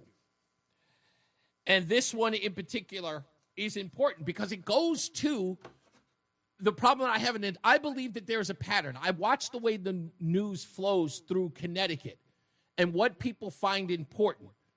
And it's not just the news media. It's not the newspapers or the news stations. It's also the guys who are in talk radio. Now, I don't even have to listen to them. I know what's trending. And I know why it's trending. Usually it's because either some people have run out of ideas or it seems to be the story that everyone's talking about. I don't play that game. There's something going on. And as far as this environmental thing is concerned, this is interesting. The report says that Connecticut ranks last in New England for air quality and health impacts. Here's the report. Connecticut residents on average are consistently more exposed to worse air quality than other states in any given year. This according to a report from the Commonwealth Fund, a nonprofit healthcare think tank. When it comes to the environment and health impacts on residents, the nutmeg state lags behind its New England neighbors, especially in terms of air quality. At the same time, the state generates some of the nation's highest per capita greenhouse gas emissions, both from facility operations and employees commuting to work. Drawing on publicly available data, the new report, known as the State Scorecard on Climate and Health, ranks states across 8 measures of how extreme weather affects human health, the state healthcare systems, and the role those systems play in contributing to environmental challenges. The study examines several factors, including the vulnerability of healthcare facilities and natural hazards, health risk associated with environmental exposures, state-level efforts to promote energy efficiency and sustainability, the health impacts of extreme heat, the number of inpatient facilities located in high-hazard flood areas, annual air quality, and more. Each of the indicators was selected and analyzed, the report noted, because they could be improved through local, state, and federal policy, which means more money. Now, I've looked at the places that are supposed to be giving grants in the green energy space. What company was that, or what organization is that? Anyone? You know, you've been here long enough. The Connecticut Green Bank. They gave 7,500 homes to low-income families, obviously living in the inner city where you would expect low air quality to be. New Haven, especially Bridgeport, which, by the way, I understand they get rid of the smokestack. Or is that, somebody confirm that for me. I'm almost certain I heard that. But Bridgeport, New Haven, of course, Hartford, those places had to be where the air quality was the worst. Has to be. Well, with billions of dollars, and now we know that I just did a report, just covered the report not too long ago about Connecticut, saying that it's got millions of dollars that it's doing nothing with. And it's supposed to be improving on its fleet. It's supposed to be getting some, I don't know, $18 million and another 30-something million dollars to make electric school buses, electric vehicles. Nothing. Money sitting there, doing nothing. And again, all of this at the same time, people just dismissing the fact that DEQA's being put in the water. We know sewage is now coming into the tune of 1,000 gallons of wastewater that's coming through the Connecticut River? What's happening? Why has there been this abandonment in that space? And that's, again, this in 2022, we're talking less than 3 years ago. It was all the talk in this state. Governor Lamont was fighting with the Republicans and fighting with the state and fighting with us here, right on this network, trying to get an EV mandate. And he abandoned it, but then they did nothing else. There hasn't even been a conversation about it, which, again, does not make sense to me. So then I saw this editorial in the Connecticut Insider. This article was written by the Republican American Editorial Board at the Connecticut Insider. U.S. District Court Judge Joyce Lamberth's ruling allowing resumption of work on the Revolution Wind Energy Project was predictable, but the project's future is less than certain.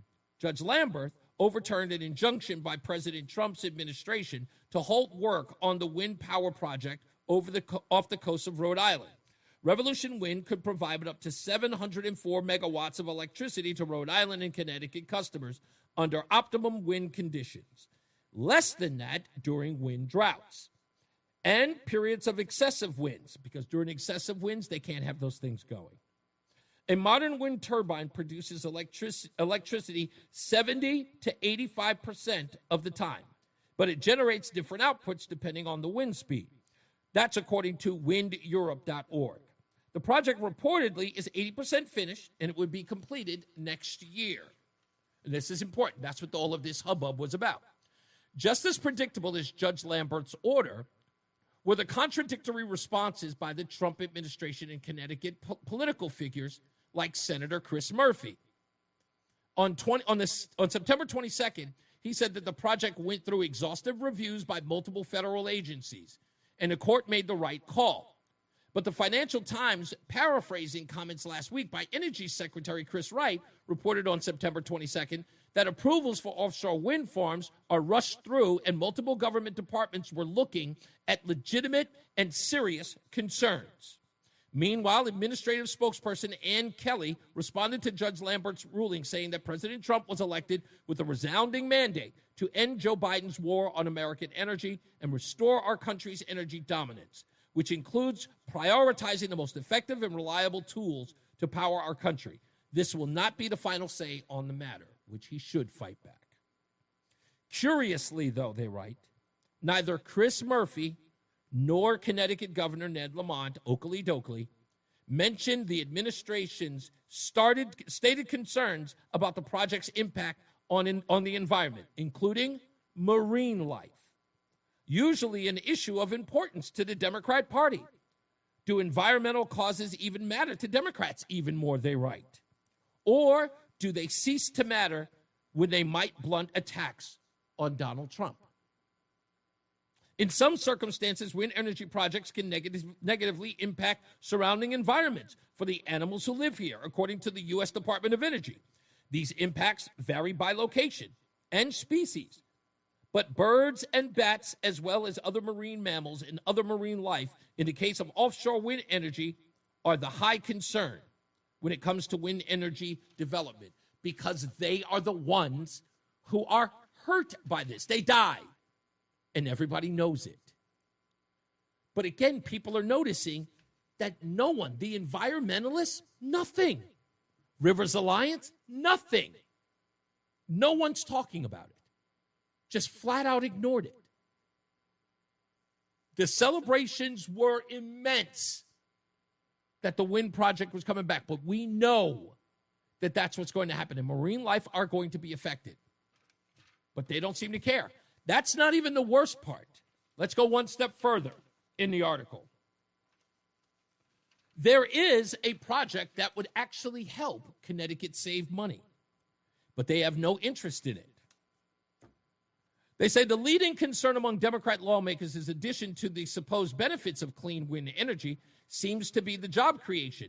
Senator Chris Murphy said that thousands of good-paying union jobs would be erased if Mr. Trump had his way.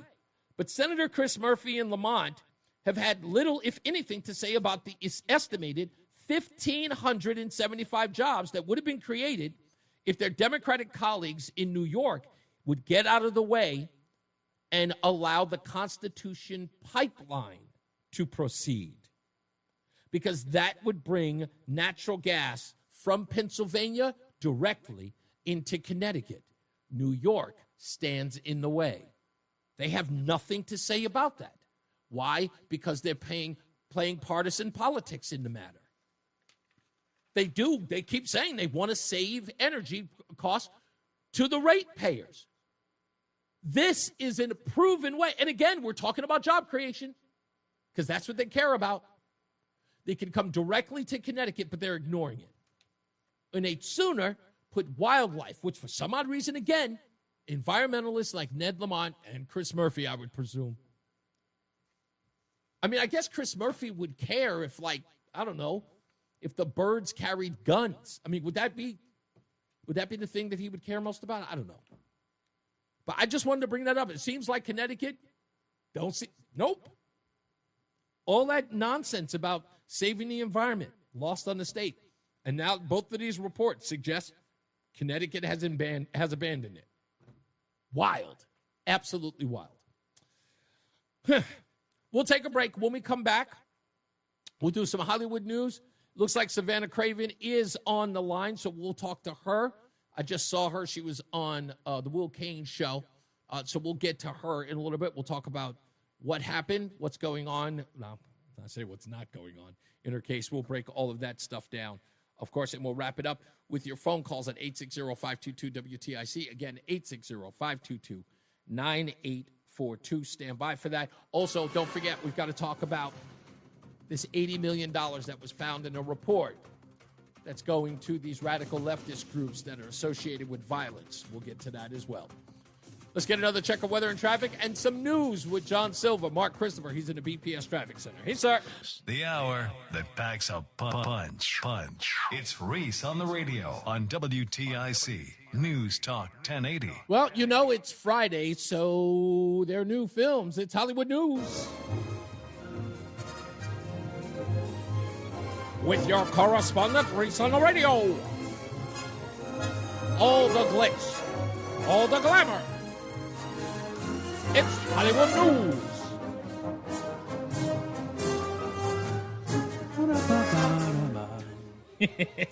Yeah, if you don't do that, it's just not Hollywood News. You have to chime in that last part. Anyway, in theaters this week, if you are interested in going to theaters, in one of these, I'm actually going to go and see. One Battle After Another. It's going to pair Leonardo DiCaprio and Benicio del Toro, and also Regina Hall. That film is directed by Paul Thomas Anderson. I was thinking about seeing that, but I think we're going to wait until it ends up on video. Rennie Harlin is still making films. I did not know that. He's doing The Strangers Chapter 2. I remember the old one. I saw that in theaters, I want to say in 2008. I think I saw that. Anyway, some other films that are coming out that I'm not even interested in, because one of them is like some kids thing called Gabby's Dollhouse. I don't even care about that. But the other one that I'm interested in seeing is because it's directed by Scarlett Johansson. I kind of like her. I know she's a lib, but it doesn't mean that I can't like her and I like her art. She's got a new film called Eleanor the Great. And the woman who's in the film, the older lady, June Squibb, I'm kind of a fan of hers. She did a movie back in the days with Jack Nicholson called About Schmidt. And she was, by the way, Jack Nicholson is absolutely fantastic in that movie. It's slow, but it's funny. If you've never seen it, please check it out. But June Squibb plays his wife in the film. She's only in the beginning parts of the movie, and everything she's ever done after that, she was hilarious. I just love her. And she's the main character. She plays Eleanor in this film. And I think I'm going to go to the theater to see it tonight, and I'll tell you guys about it next week. Last but not least, IMAX is releasing this, and I like when they do this. And I like it when they do it with all types of films. And I think this is going to be a pretty good idea. People are going to go to the movie theaters. IMAX is doing a marathon viewing of all of the Tobey Maguire Spider-Man films at selected IMAX theaters. So if you like that particular one, go to the theater. IMAX is showing all three, one after the other, a marathon. For those of you who like that Spider-Man. I know somebody who's definitely not seen it, Mark Christopher. He's in the BPS Traffic Center. I don't even mention movies to him anymore. It's a lost cause. It is a lost cause. It's a lost cause. It's like your love of movies is like my love of Earth, Wind, and Fire. Non-existent. I still cannot believe you don't like Earth, Wind, and Fire. I am going to rub that in until I'm done here. Go back and listen to that live album Gratitude, 3 live sides and a studio side. That is that's what turned me on to Earth, Wind, and Fire. Really? In 1975. Okay, you know what? I'm going to do a trade-off with you. You got to go see a movie that you have to watch. You have to watch Dodgeball, and then I will. You watch Dodgeball, and I'll go listen to the Earth, Wind, and Fire live album. All right, I'll let you know when I watch that. All right, you got it. Okay. All right. Hey, I'm Tom O'Hanlon, and you're listening to Reese on the radio on WTIC News Talk 1080. Yeah, baby, and we are back, and the weekend is almost upon us. I just saw Rozan just got off of our exit, just off our hour. She should be here in the next 10 to 12 minutes, but let's get into it. My guest today is Savannah Craven Antao. She is still in New York City. I'm surprised you haven't moved out of that godforsaken city after what they did to you.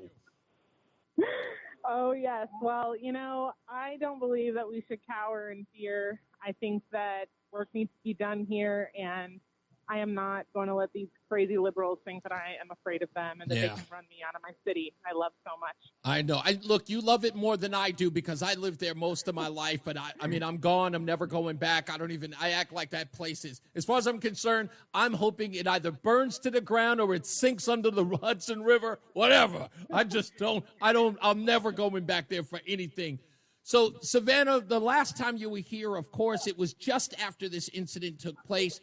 This insane woman who you seem to be having a very casual conversation about, disagreeing on, you being pro-life, her being pro-abortion or pro-choice, whatever she was calling herself at the time, had just erratically flipped out in the middle of it and just, started throwing hands out of nowhere, just completely caught you by surprise. You're bloodied. You go to the police. You file a report. Takes a couple of days. You finally find this woman. She's charged with felony assault. And then it spirals downhill. Please tell the audience. Yes, that's exactly what happened. We're having a normal conversation. Nothing different about the conversation I saw about 20 minutes in until, she does start to get a little bit frustrated as, talking about abortion. It's dividing our country. Right now, it's a difficult thing to talk about either way. And she does what the left does, and she decided to use violence instead of using her words or just walking away. Yeah.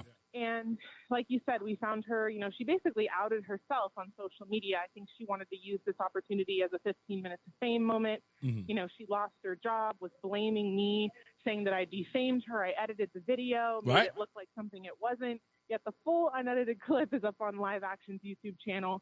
And I had a meeting with the district attorneys who were going to be representing me, and I had a bad feeling in my gut from the moment I sat down with them. But I prayed over them. I hope that they would bring this case to justice. It's probably the easiest case that Right. you could possibly get. Sure, it's all landed caught in on your lap. video. Yeah. Exactly. There's really nothing to argue about, right? Yeah. But no, the same DA office, Alvin Bragg's district attorney's office, that prosecuted Daniel Penny, who was actually a real man standing up against these crazed people on the subways. He was prosecuted, but my attacker was let off the hook with really a slap on the wrist. I wouldn't even say that. Kind of like a thumbs up. And Well, wait. Now, I don't want you to get ahead of yourself, because are you at liberty to discuss? Because you said you met with the district attorney's office and you said that you felt a little uneasy. Are you at liberty to discuss what some sort of details of that conversation?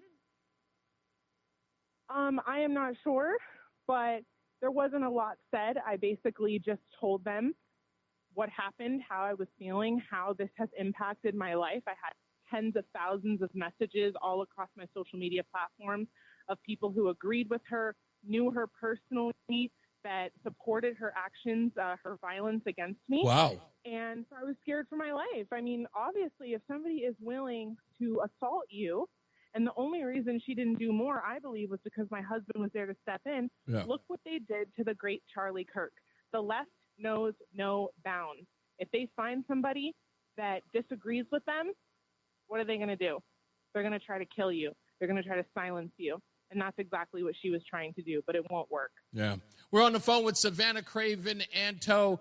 Like I said, many of you have probably seen a viral video of this altercation. So talk to me a little bit about, Savannah, about the slow walk of this case to the point where we got a felony assault that's then scaled down to a misdemeanor. Are they having a conversation with you, or do you find that out after the fact? Yes, when I go in to meet with the district attorneys, they told me that it had been written down as a misdemeanor. And I'm like, that's interesting, because when I met with the detectives, they told me that it was most likely going to be a felony because she actually caused damage to my face so badly that I had to get stitches to sew my face back up. And that falls under a felony. Sure. Right? And so I was obviously very shocked, and I was begging the DA. I said, I want you guys to do every single thing possible to get this bumped back up to a felony. This woman is no stranger to law enforcement. Actually, the lineup photo that was used to recognize her in the detective's office was from a previous arrest. It was a mugshot Wow. from a previous arrest. This woman is no stranger with police and law enforcement. And I said, this woman needs to be put in her place. She needs to be made an example of, so that the left knows that they can't just go around punching people, hitting people, attacking people simply for a difference of opinion. And the DA office completely let this go. And how did they do that? Well, the DAs failed to file a certificate of readiness. And so within that 90 days, the case just sort of timed out and nothing happened with it. And now any chance of criminally charging her is off of the table. What? And it's a shame because I just said on Will Cain's show on Fox News, I looked right into the camera and I said, Alvin Bragg, I have a question for you. If I was your wife, if I was your daughter, would this be the same outcome? And I know the answer would be absolutely not. Well, you know what? I'm gonna push back on that because I know these guys, and what I mean by that is, look, I've seen this happen. Go look up the story about Rahm Emanuel in Chicago when his son was accosted and robbed at gunpoint. And what Rahm Emanuel did, Rahm Emanuel showed up at the courtroom, which you would think a kid who robbed the mayor's son would get the book thrown at him. No, that didn't happen at all. Right. I mean, they gave this guy a slap on the wrist just as this young lady did. Absolutely. Well, let's say that it was the opposite way around. Let's say that a pro-lifer punched a pro-abortion activist. Yeah. Where do you think I'd be sitting right now? Yeah, Daniel Penny. Sitting in jail. Yeah, you'd be Daniel Penny. Exactly. And I would be put on this, put all over the headlines as the pro-life side is violent. They want to control women. They assault women. The reality is we don't do that. Yeah. We spread love, and we're trying to make women understand that you do not have to decide between your life and your child's life. You do not have to pay an abortionist to murder your child viciously so that you can live your dreams. That's a crazy statement to the left. Yeah. Savannah, Craven, Antao is on the line with us, and I got to ask you, I know it's probably drawing blood from a stone, but are you going to civilly go after this woman? I think you should. Absolutely. It's being filed within this next week. Okay. All right, good. You don't even need to disclose what the damages are or what you're asking for. Just go for the hilt. I mean, I guess bankrupting her, you could sue her for $1, and that would probably end her life, but end her financial life. I'm just saying that I don't want you to think that this is one of those things that it has to be spread like wildfire, that this is what's happening in Alvin Bragg's New York.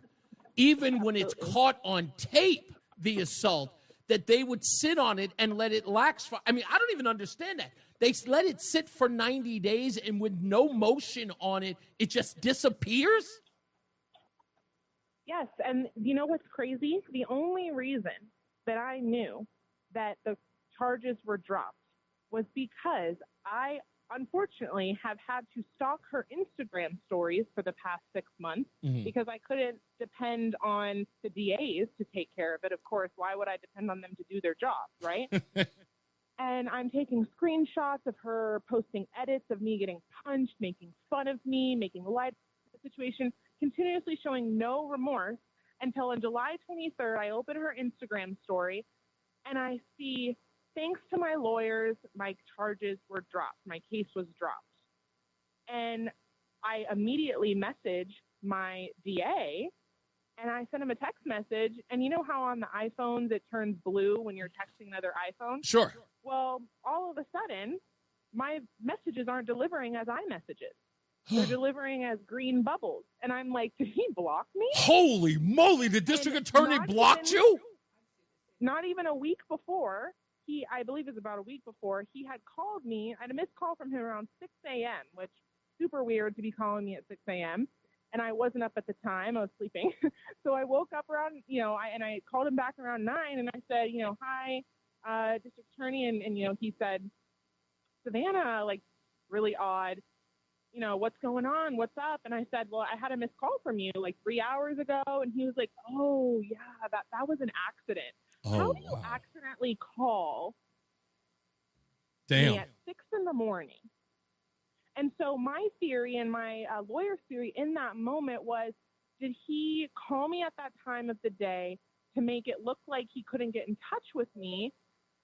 And that's why the case was dropped. Now, I don't believe that's what happened. I think they just deliberately let this case time out and didn't take any action on it. Sure. But maybe that's something that he told his authority, and it gets worse.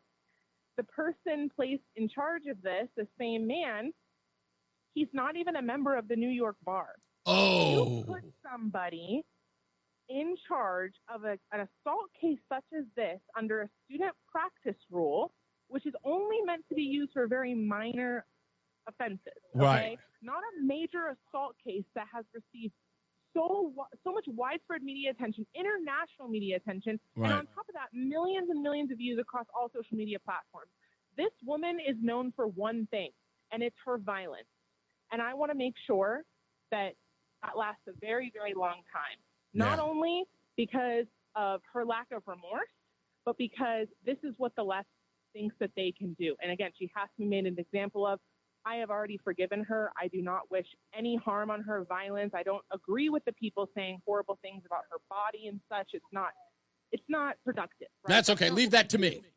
But you think it's hard and evil to hear people body shame you? Imagine being sent to the hospital because you were assaulted on the street for speaking. Yeah. Spare me. Savannah, you may have to. I mean, I don't know if you were ever interested in it. Don't even tell me if you do. I don't want to give them a heads up. But please, you have to extend this lawsuit, not just with her, but this looks like a deliberate dropping of the ball. And, I mean, you may have to just sue the city if you can't, because they have a degree of immunity here as prosecutors. But I think that individually, or the people who are involved, I think you can sue them independently, and that's something that you pursue. But you have my cell phone number. Whatever you got going on, please just give me a holler, send me a text. I will talk about it here, and I will bring you on whenever you want. And like I said, from the day that I met you, Savannah, I've always been absolutely. I love you and your husband. And I know he's probably frustrated. He just got here. He just became a citizen. His wife gets assaulted. Then she gets completely I know that he loves America, but this is definitely not the kind of America and I know he's got a fight in him. So I wish you guys the best. This is exactly. And thank you so much. Like, we appreciate your support. You have supported us since the moment that you met us. But I will, one thing my husband said is, he said, this is not the type of justice that America should have. These are the types of things that get swept under the rug in third world countries like India, where he's from, where political power takes over and the law gets pushed to the side. Yeah. And the fact that Alvin Bragg, his office, says, justice for all, we want to clean up New York and better crime, but you just let a violent attacker off with a slap on the wrist. It's disgusting. Yeah. Women are being assaulted. And what about, people have made comments. I hate to make this about race, but people have made comments. This is another example of black on black crime. Why are we not addressing the issues in the black community? Why are we still blaming the white man, this white boogeyman that's going to come and kill us and take us in the night? No, it be your own people, as they say. Yeah. It be your own people who are against you. Yeah. Savannah, thank you so much. I appreciate you taking the time, and we're going to talk about this. We'll follow up with you. Please give me a call whenever you need, okay? Thank you so much. You got it. Tell your husband I said hey. I will. All right. You got it. God bless. You got it. God bless.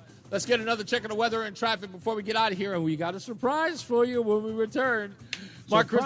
Yeah, Mark Chris. Surprise. Roseanne just walked in. We're going to put her on the air. Wow. Okay. Back from the big trip back. Yeah, finally back. The Odyssey app lets you jump back to the moments you missed from WTIC News Talk 1080. Download the free Odyssey app, search WTIC News Talk 1080, and tap earlier today to get started. All right, it's Friday, so you know what it is. Come on. There you go. What had happened was. It's time for What Had Happened Was. Right here on WTIC. So, in the beginning of the show, we were talking about why I do not care about the Comey indictment and how it means nothing. Also, we broke down the January 6th revelations that over 274 FBI agents were inside the crowd on January 6th at the Capitol. We do have confirmation that they were indeed inside the building before the doors were opening up, and it was always a plan to allow people inside the Capitol building. That's why they had them inside, and we displayed that evidence for you as well. We also talked about the stupidest thing I read today. Serena Williams thinks that cotton anywhere is a reference to slavery. She better wear polyester. That's what I was thinking.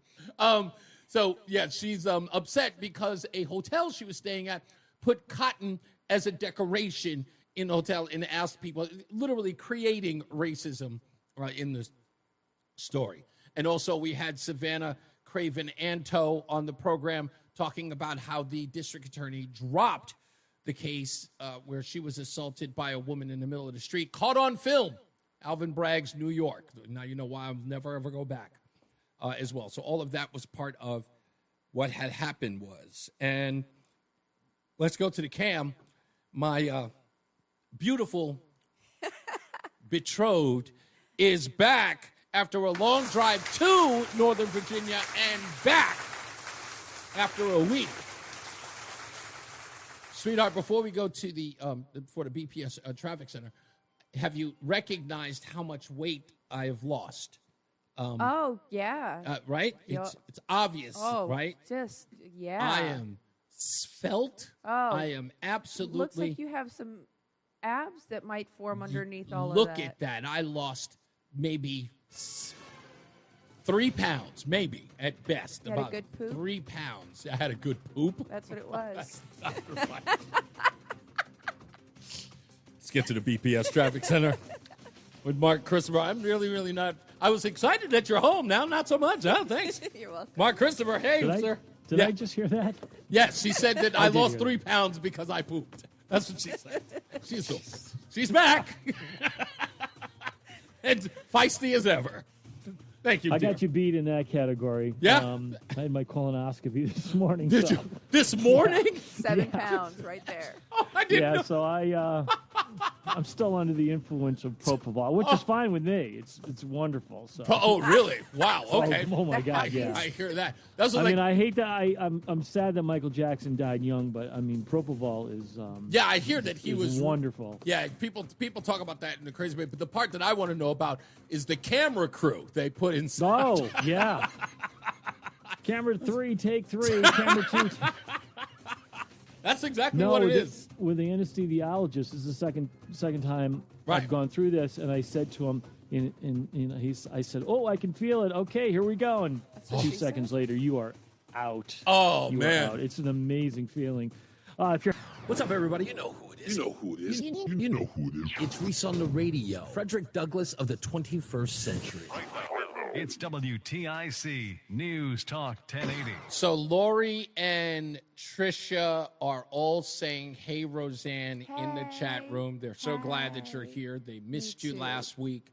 Thank you. So it's nice to be liked. you are, even though we're really not supposed to talk about this, but I am going to say something that, and I'll say it the best way that I possibly can. That your I guess your contribution to the Reese on the radio show. Am I really contributing, though? No, seriously. Your contribution to this show has actually been very beneficial behind the scenes, and we've seen the numbers to support that.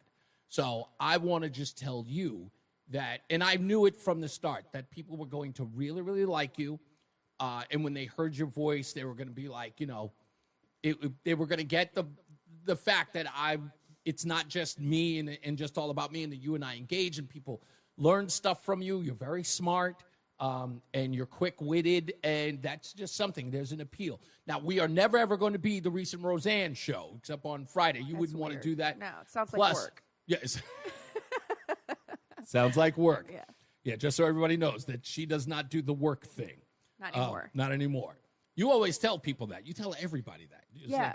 I don't, when you hear women say things like, I'm a queen. No, I'm not a queen. I'm not a queen. The queen has responsibilities. I'm a princess. I get all the royal treatment with none of the responsibility. I love that. So I always love the fact, when you first said that to me, I just went, like, that kind of logic you can't deny. And I think it makes sense. That's. It was a grass fire, by the way. What stopped? Oh, really? Traffic. Yeah, the grass. We were about. Was it due to extreme heat? I have no idea what sparked it. It was about 30 minutes outside of Austin, west of Austin, which, I mean, we were so close to home. It was just, it was so close to home.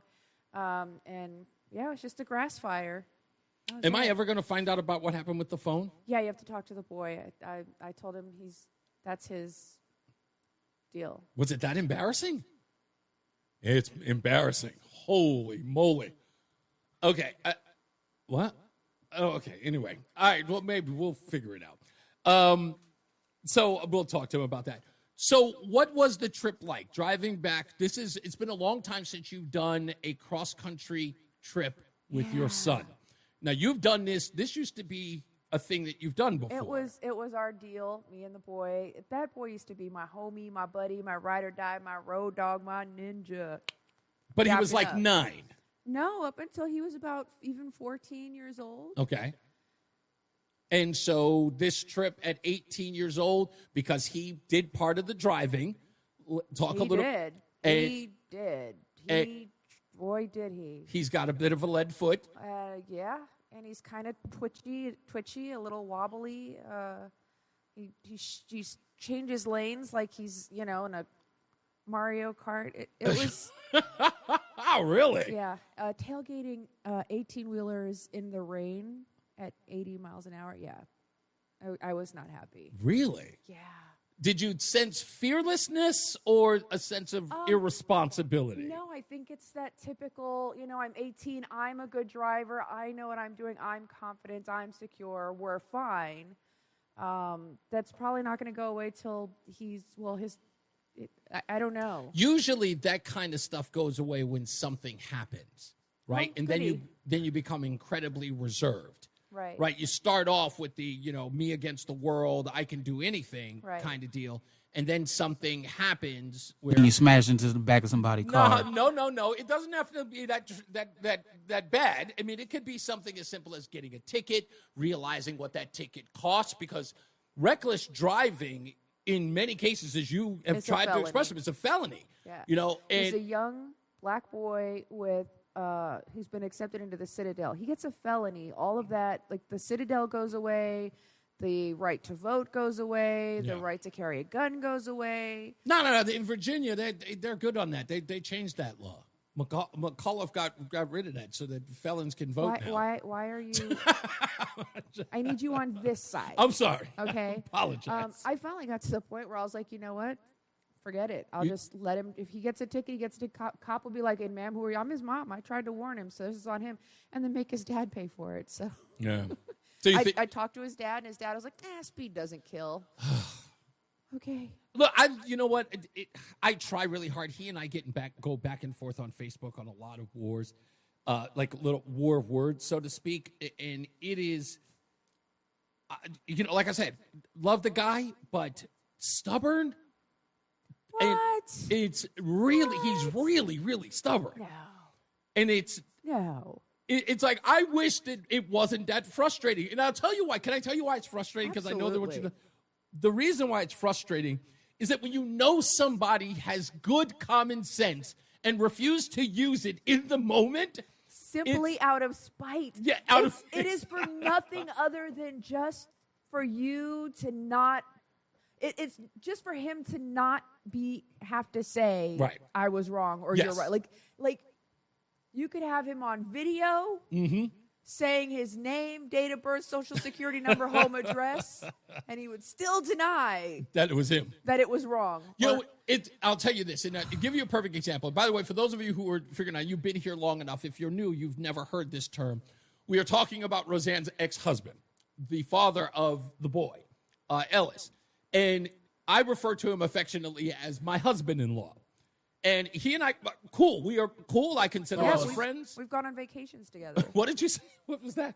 Balls. But we get along well. We've gone on vacations together, and we go back and forth, and we kind of we jar a lot over politics. He is ultra liberal, and of course, you know me. But I'll give you a perfect example. He started a conversation with me, and this was like a couple of years ago. He started the conversation talking about how these Republicans had decided they no longer liked Donald Trump. And he had posted this in a family chat about, look at these Republicans, even they can't stand Trump, whatever the case was. So we had gone back and forth for a little while, and he was singing these Republicans' praises, which they always do. When they agree with you, they're the best Republicans to ever live. right? Look at these Republicans. Even they know we're right. So we started going on and on and on and on, and I waited. And I seriously just kept going back and forth, and he was talking about these people. So then I stopped, and I said, okay. Then I sent him a video of Benny Johnson. And Benny Johnson was talking to young black kids in Chicago.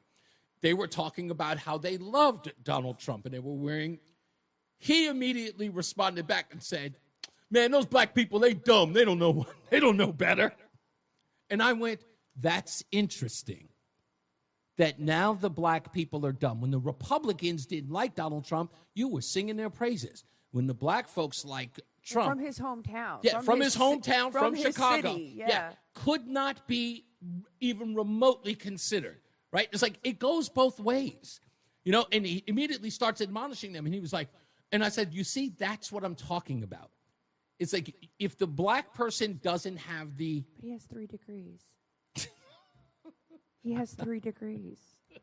But I thought that was interesting. That when I showed him that video, he immediately attacked them. 3. So what I started to do, So what I started to do is I took all of his old texts and I started reposting them. And I said, see, this is what you said here, and this is what you said here. So it was an interesting, and he immediately just moved on from the conversation, which, to your point, acts like nothing ever happened, and it was amazing. But I can see, yes, he has 3 degrees. 3. I can see the boy kind of adapting that stubbornness. But Did that's I tell you? But I that's could not have left my baby boy there. He'd stay with us. He'd be normal. Now it's okay he's a socialist. He's anti-Charlie Kirk. He is. Listen, it's okay for him to be stubborn. He's an 18-year-old boy. If he weren't He's stubborn, a young man. Whatever. He was just in the room. He's 18 years old. If he weren't stubborn, I'd say something was wrong with him. So I'm just happy that you're here and you're safe. His dad's not 18 anymore. So what was that?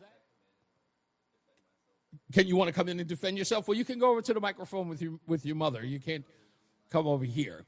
But tell it. And for those of you who do know, Ellis is now 18. He took a year off because he is going to go to the Citadel next year.